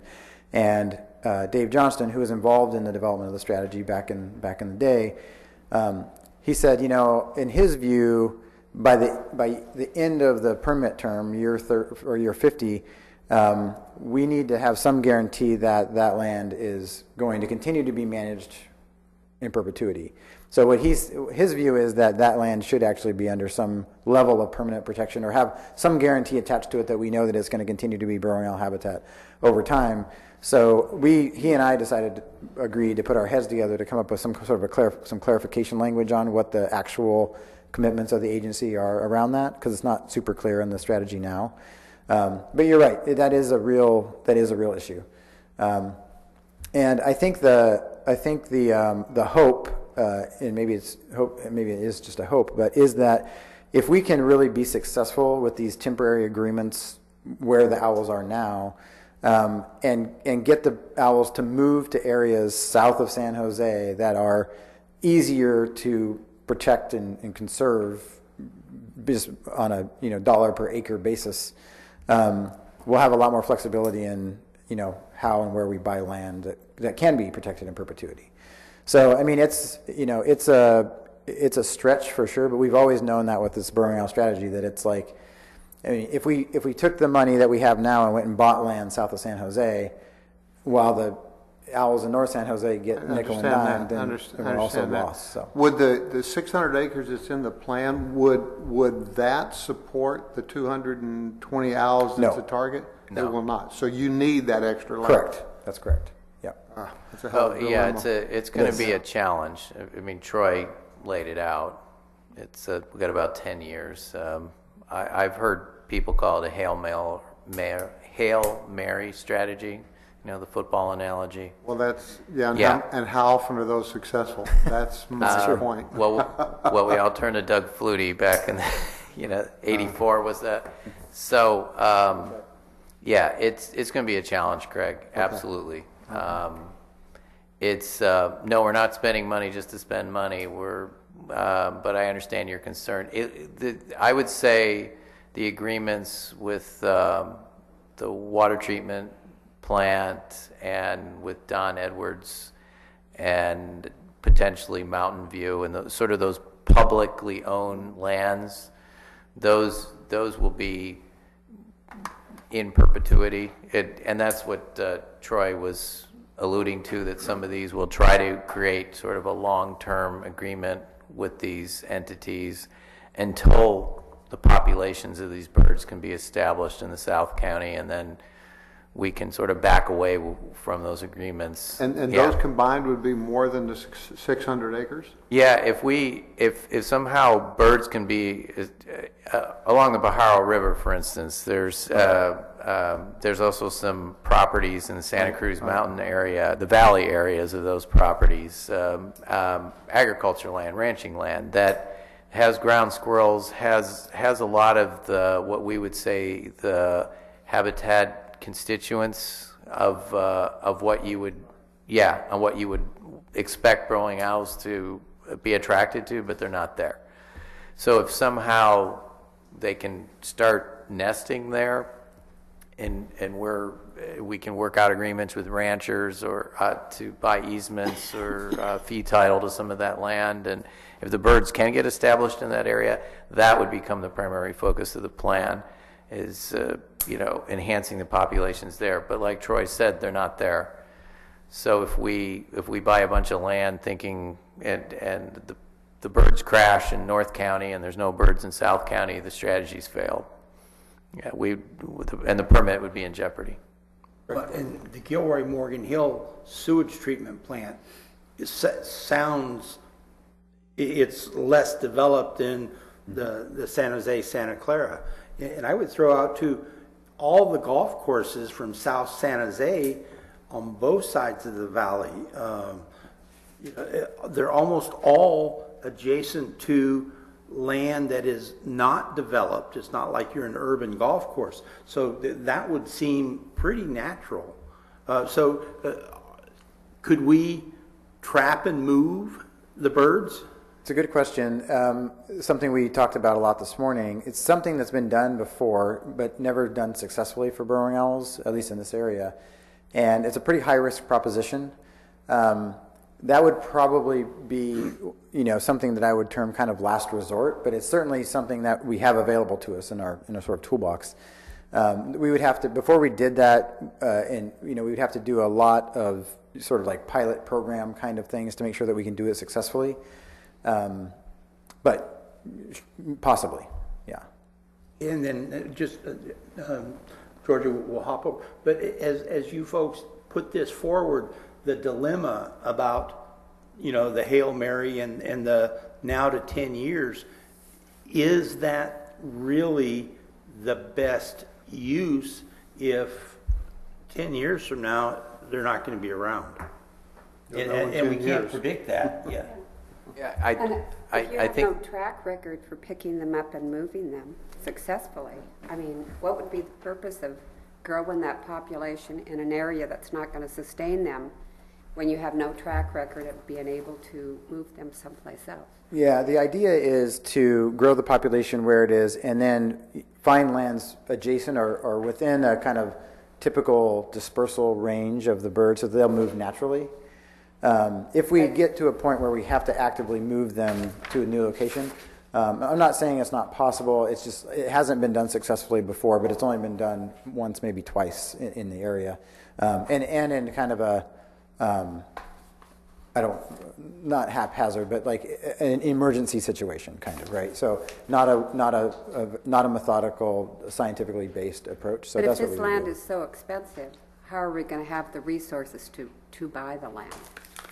Well, that's the utility of the short-term management agreements on the expensive land up in the North Bay area.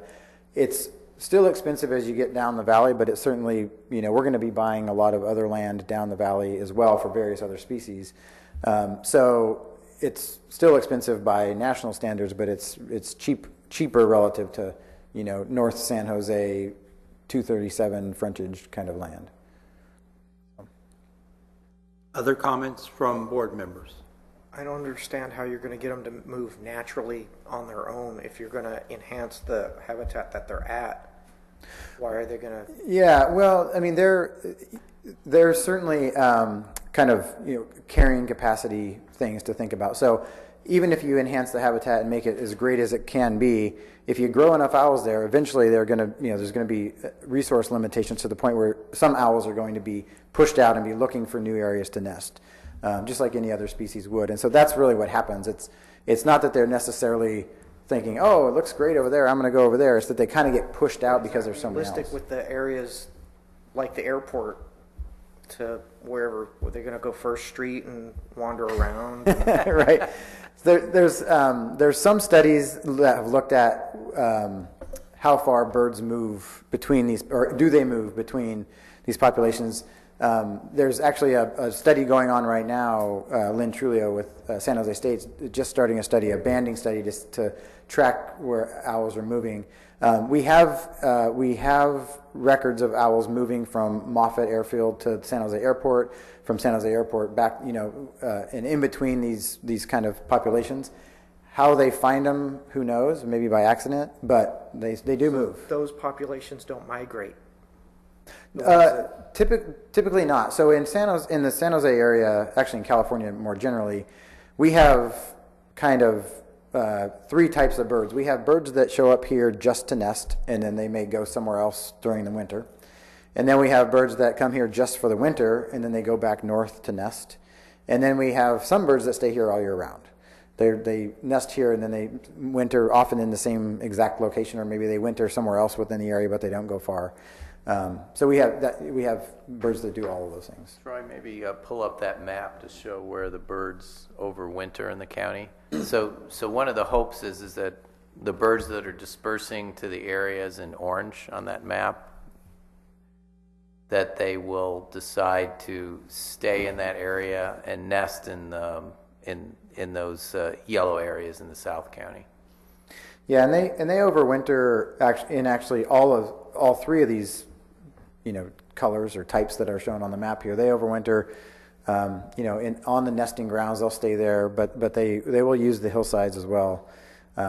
It's interesting because you go to the Altamont, up in Alameda County, and the Altamont, as you know, it's a rolling grassland hills, and there's burrowing owls that nest out there in what looks like, the Diablo range of Santa Clara County. And so it's, again, one of those kind of confounding things. It's like, well, if they nest in the Altamont in the rolling grasslands, why aren't they nesting in Santa Clara County in the rolling grasslands? And maybe that's something that we'll solve over time. But they behave differently in different locations. Another question that I'd have to ask is the DNA on a burrowing owl where we're talking about in Don Edwards. Is that any different than the ones in Altamont Pass? And if so, why are we spending so much money trying to keep them growing in the Don Edwards Reserve? Yeah, so there's certainly probably some, I don't know for sure, I haven't studied it or anything, but there's certainly some genetic differentiation between the Altamont population and the population that we have in the Bay Area. There could certainly be some exchange between those populations. So a bird, from the Altamont could find its way down here to nest and then, maybe go back and winter up there or what have you. But the one thing that we're seeing that Ed mentioned is that because the population, the individual sites in the South Bay are so constrained, what we're seeing, and this has been observed in other places in California too, where the birds, they end up, because there's not as much exchange between populations, they end up getting this kind of inbreeding situation where they're no longer mating with a stranger, they're mating with their brother and sister and everything else, because there's no other owls around, and they don't actually travel very far. So that's a problem, that's kind of all by itself that we have to deal with, and it affects the viability of the population all its own. But there's enough genetic sort of uniqueness, I think, when you look at, like, you ask the question, like, why are we spending all the money here? Why can't we just, spend it in Alameda County? I think there's enough interest in the sort of local genetic. It's in the Bay Area is a bit of an outlier in the burrowing owl population statewide as well, and so there's enough sort of genetic uniqueness here that it's worth protecting and keeping here. And in other words, we don't want to just let it blink out here and know that they're in Alameda County and in the Imperial Valley and other places. We're trying hard to keep a population going here. So. Do we have any questions, comments from the audience? We do have a speaker card from Doug Muirhead.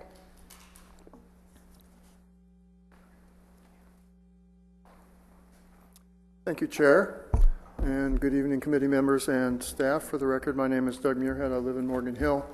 I have 2 housekeeping issues and a real question.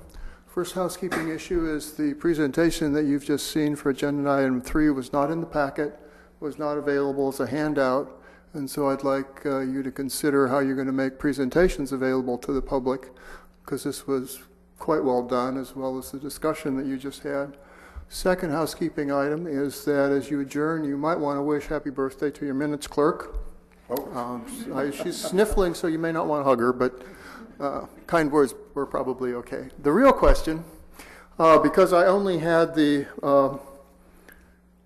material for agenda item 4, I only have the map, which was Exhibit B, which talks about potentials to increase burrowing. And if you look at that map starting the South County line, it gives the impression as you move north toward the more developed areas, the potential for increasing burrowing owls decreases, but then of course you hit the northern 4th region and it says that's the highest probability. And perhaps the answer to my question of why is that was the other map that you had that showed where the live owls currently are.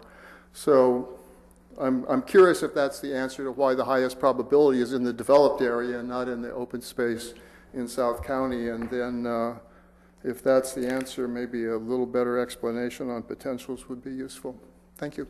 Thank you. And on your first item about having the materials available, that will be discussed at the end of the meeting. Great. Thank you. Thank you. So a little bit of clarification on that, and it is interesting. The terminology can be tricky at times, I think, but there's certainly lots of potential as you go down the valley, and the yellow on the map, and even in some of the green or some of the orange areas.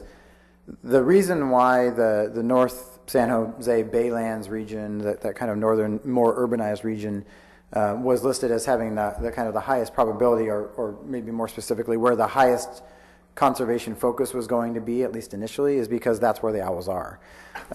We definitely, as I drive up and down, 101 and look at all the habitat out there, I just for years have scratched my head and tried to figure out why are there not burrowing owls out in some of those places. And if there were, I guarantee that those would be the areas we would be focusing on. It's the biggest conundrum we have is that the place where we have to focus our conservation happens to be in this highly urbanized area. We wish it wasn't that way. It would be much easier if we could do something different. But that's the reason why it's. There's a lot more habitat. There's plenty of suitable habitat down the valley. There just historically haven't been any owls. We're hoping that we can change that. Jan? So a couple things I wanted to mention, just in terms of full disclosure that I'm on the board of SFBBO. So I'm kind of an interested party in that sense. But I had 2 questions specifically about the statement of work here. And one was I just wanted to make sure I understood something with respect to management activities at Don Edwards. And the impression I got from the statement of work was that the management activities that we do for burrowing owls are consistent with the management practices required for whatever the other species are, which I'm not aware of, that are being worked on. Yes, we can that's have, true. do you want to? Cat or Adonis? Okay. Hi, I'm Kat Burns. I'm the Executive Director of the San Francisco Bay Bird Observatory. And yeah, I can confirm that we're working closely with the Warm Springs manager, Yvette Laredo, who can't be here tonight, but hopefully can address you guys sometimes, or you'll get familiar with the site through future discussions. But we've been working closely with her and are assured that all of the management activities that would be going on as part of the scope that we've put before you guys is very consistent and actually beneficial for the other species that they're charged with managing for at the refuge. Okay, great, great. The other question I had was, it was about the grazing program, and there was a statement that said, basically there's the interest in having short grass, and I think really it's kind of a mix of grasses, short for burrows and longer for insects and such. But there's a statement that said not all fields can be grazed down in the winter to optimize burrowing owl nesting habitat, that some fields would be reserved for summer and fall grazing. And so my question was, I just wanted to understand that a little bit more. Was that to kind of make the grazing practices easier, to kind of have cows year round, or would it actually be better to have more grazing to make more potential sites inviting? Because right now the focus is really on identifying occupied burrows and then making life better for those owls in that vicinity. But if we want to grow the owl population, it's really like we'd want to do at least some more grazing on areas where there are no owls to kind of make some of that habitat more inviting to dispersed populations and whatnot. So I was kind of curious what the trade-offs were there for the amount of grazing. There are some logistical limitations to what can be altered about the grazing regime there, but I don't as much more familiar with the site history of grazing and their plans, so I'm going to turn it over to her. Hi, my name is Aitana Kakuris, and I am ecologist for SCV. The whole Warm Springs site is divided in temperatures, and there are about 2 herds of animals. They rotate grazing. They have a rotating grazing program over the year. If you actually, logistically speaking, it will be very difficult to support this many animals to keep the vegetation low through all the year. Because remember that this is an arid environment, okay? During summer, we don't have this much green grass, okay? So you have to reserve some fields to move them, when they are done with the areas that they started in spring, and vice versa.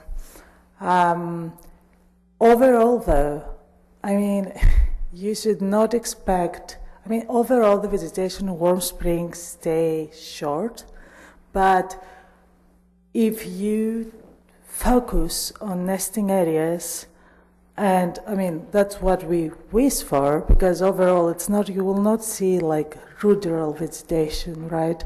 You'll see generally low vegetation. We just want to make sure that the nesting areas are really low. Another benefit to have some actually fields that they are not grazed is to be used as a foraging habitat. Because if you keep everything very low, then you have so much dry conditions, you don't have really a lot of insects. And in summer, at least in Warm Springs, at least through their pellets, the owls seem to feed mostly on insects right now. So have I answered your question? Yeah, I think so. It does sound like then with the grazing program that we would get kind of a patchwork of kind of short grass and longer grass. Yes. Some short grass, probably around ground squirrel burrows that are unoccupied. So we would get kind of a mix that would provide other opportunities for dispersing owls to potentially use as breeding Yes. places, yeah. And another note here is that the refuge didn't acquire all the fields at the same time, and initially when they acquired the land, they stopped grazing because they were not sure of the effects of the grazing on the listed species, which is Contracosta goldfields, vernal pool tageable shrimp, and California tiger salamander. And they realized actually that the fact that they stopped grazing the land, they did an experimental study, had a negative effect on this, so they reinitiate grazing and very carefully within 6-7 years, they were, slowly introducing and very closely monitoring the results, and they found that it did good to all of these species. Also, there was a study from WRA on the owls, and they found also that grazing did very well did a good thing to owls, because basically what happened is that it triggered ground squirrel activity. And yeah, this is an added benefit of grazing. Great, thanks. That was very informative. Other questions? Good. So then, do want to thank you for the presentation, and I think we found it informative, and think you'll also have some things to incorporate to take on to the next two boards. So the next item on the agenda, Ed, you're up. Can I ask one question on Yes. not about the owl, but the process? So, as this group, we'll be doing this on an ongoing basis. So, are our comments taken to the next two groups as comments, or is there a specific recommendation made to them? What exactly happens from what we've just been through to the next?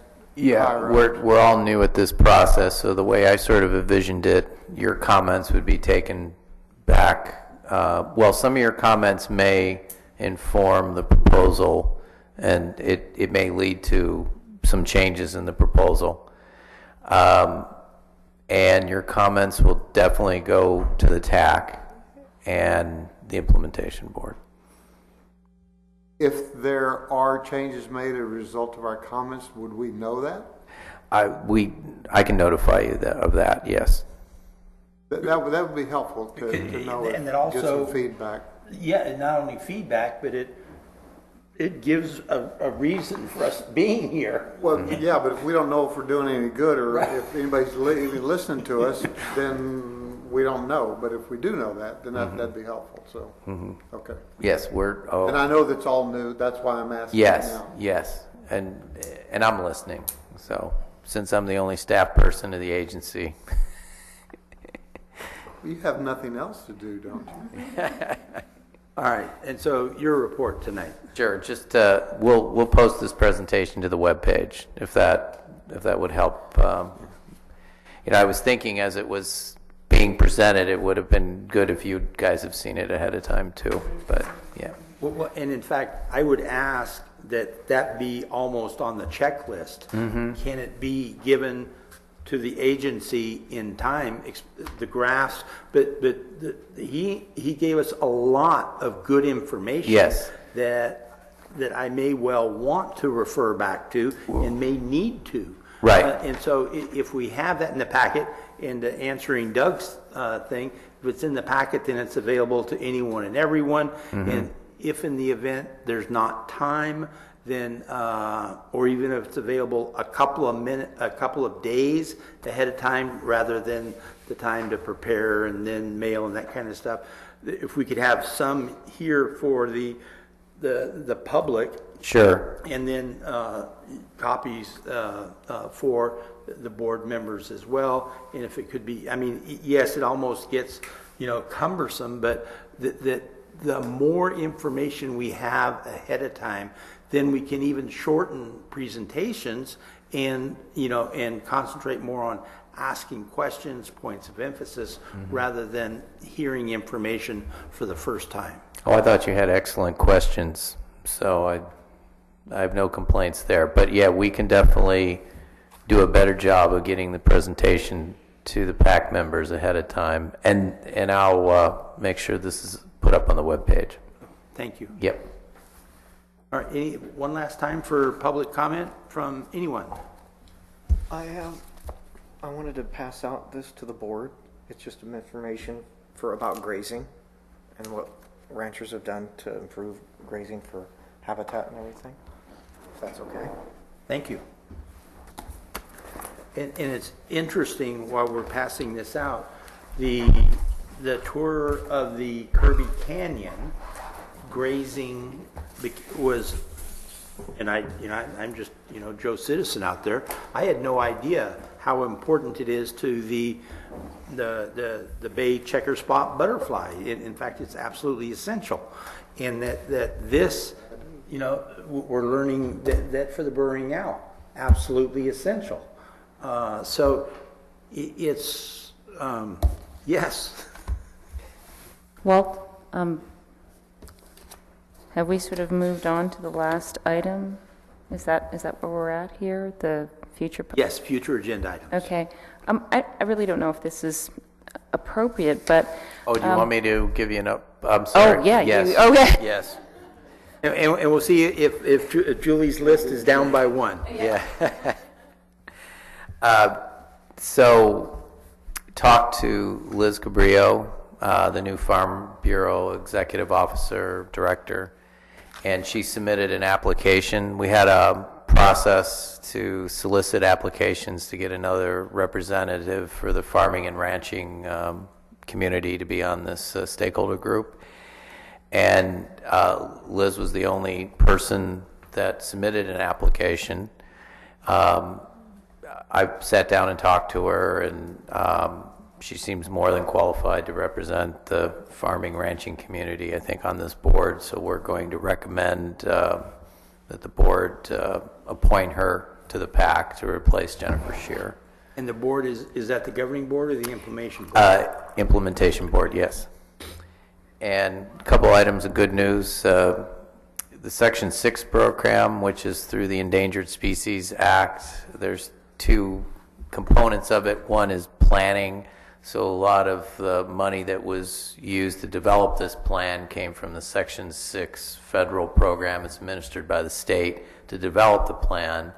Well, because of the plan, our partner OSA put in a Section 6 grant and was successful in getting a Section 6 grant for $2 million that will go towards the purchase of the UTC property on Coyote Ridge, so the 1,881 acres. And that grant was Is that us? It's through it's kind of, if the plan wasn't here and the agency wasn't here, OSA would have never got the money. Okay. So OSA submitted the grant on behalf of the co-permittees, and so they technically were the ones that wrote the grant, but without the plan, they could have never gotten the money. So there's another round of Section 6 money coming up, and we're talking to landowners, the ones that we're aware of that would be interested in selling land to the agency. And so hopefully with this next round, we'll have a willing landowner, willing seller who wants to sell part of their land or all their land. And so there's probably parts we don't want, though, too. Oh, you're talking about the rest of UTC? Yeah. Yes. I did contact. I was out at their site last month, and it's an amazing site. But yeah, there are areas we don't want. Yes. And then we also were fortunate enough to. There's a state program called the Local Assistant Grant Program, and we got one to help us with thinking about grazing and working on the reserve land, and to try to use remote sensing and some more sort of high-tech approaches to grazing and monitoring grazing lands. And so we got a grant to sort of do that sort of study work and work with the ranching community to kind of come up with some ideas on how to monitor and understand grazing and how it benefits species and the landscape in general. And we also got a grant for, well, we didn't get it. It was the San Francisco Bay Estuary Institute. They applied for the money, but they're, again, because of the plan, they got the money because of the existence of the plan, and they're going to be doing a study on sycamores and sort of what's kind of going wrong with that sort of unique habitat niche. There's a lot of die-offs with sycamores, and water management seems to be one of the issues that might be a limiting factor, and why sycamores are doing well in some areas and not in others. So it's a grant to sort of study that issue. And one of the things that the plan, one of the requirements of the plan is sort of to do scientific research and study problems and try to come up with solutions to them. So that's some of the good news. In addition, I'll just go over quickly the agenda for the implementation board on November 20th, just for you guys to get a sense of what I'll be bringing to the board. We're developing contracting policies, so sort of rules for hiring firms to do work for us.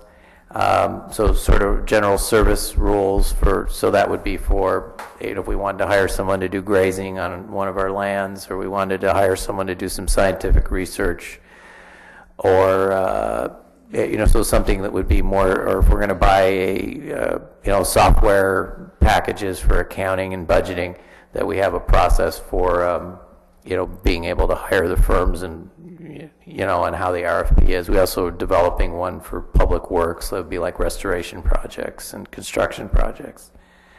The Wildlife Agency Co-Permittee Group is formally going to be called the Technical Advisory Committee.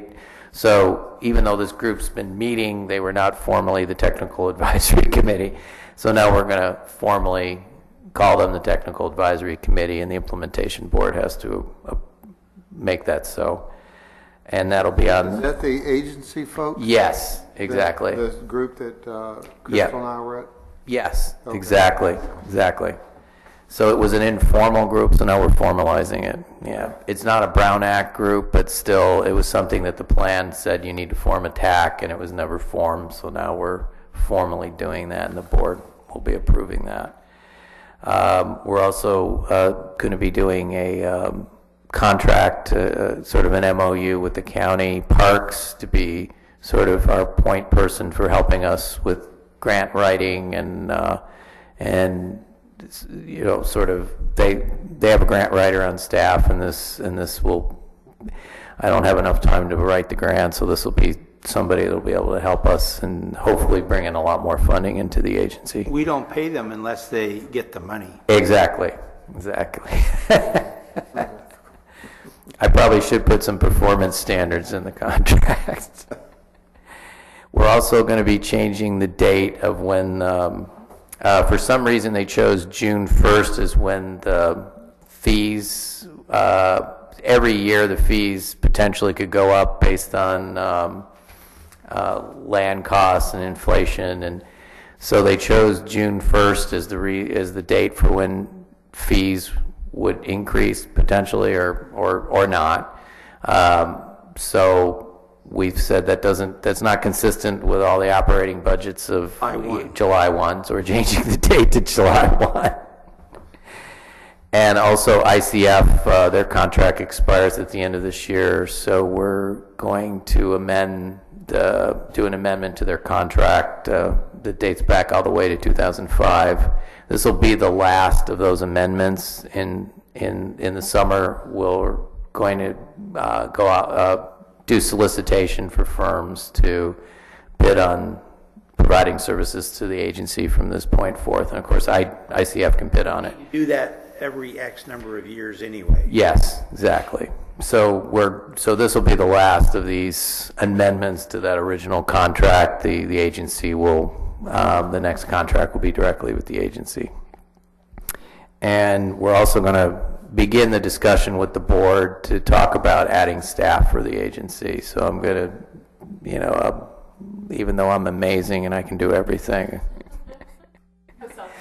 Exactly. So I could at least begin the discussion with the board to kind of get a sense of if they're open to the agency adding staff. So, yeah. Talk to the implementation board. Yes, exactly.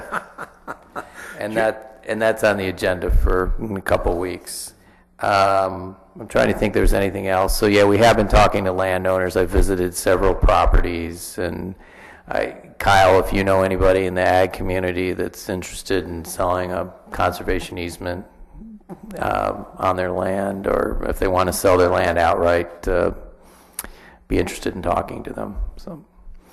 So thank you. Great meeting and great questions. And now to the, I guess, future agenda item stuff. Before we go into that, yes. Julie, was there anything more that you wanted to talk about with future agenda items? Mm-hmm. Okay. Yes. It's a suggestion, not an absolute, of course.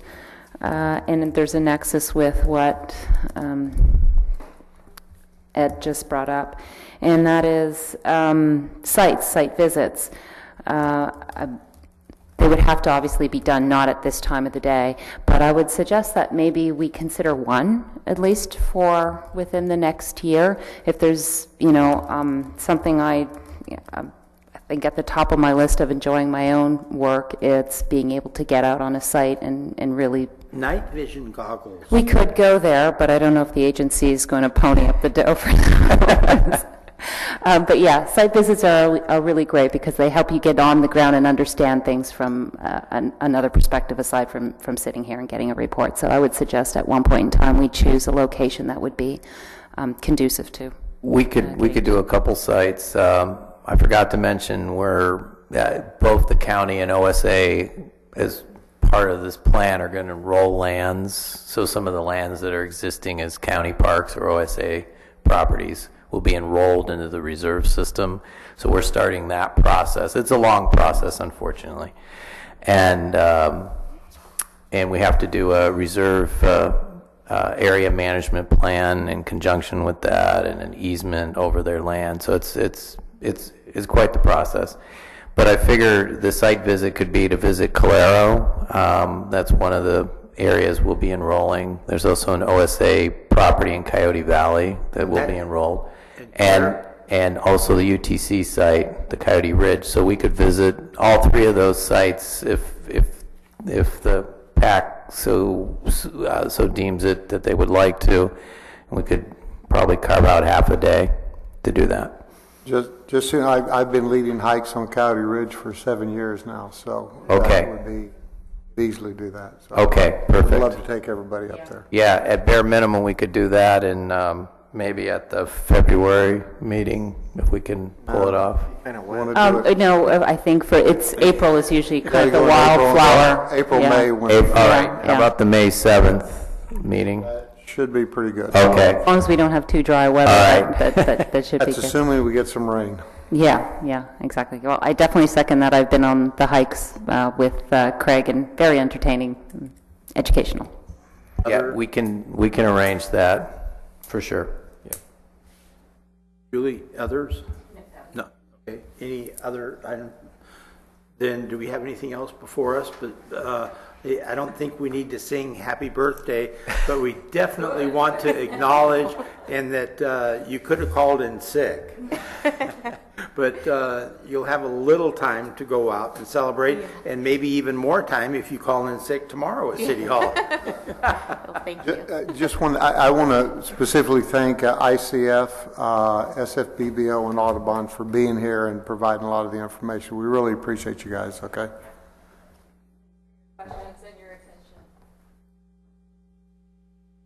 All right, so then if we will be adjourned at 8:12 p.m. And thank you all. Thank you.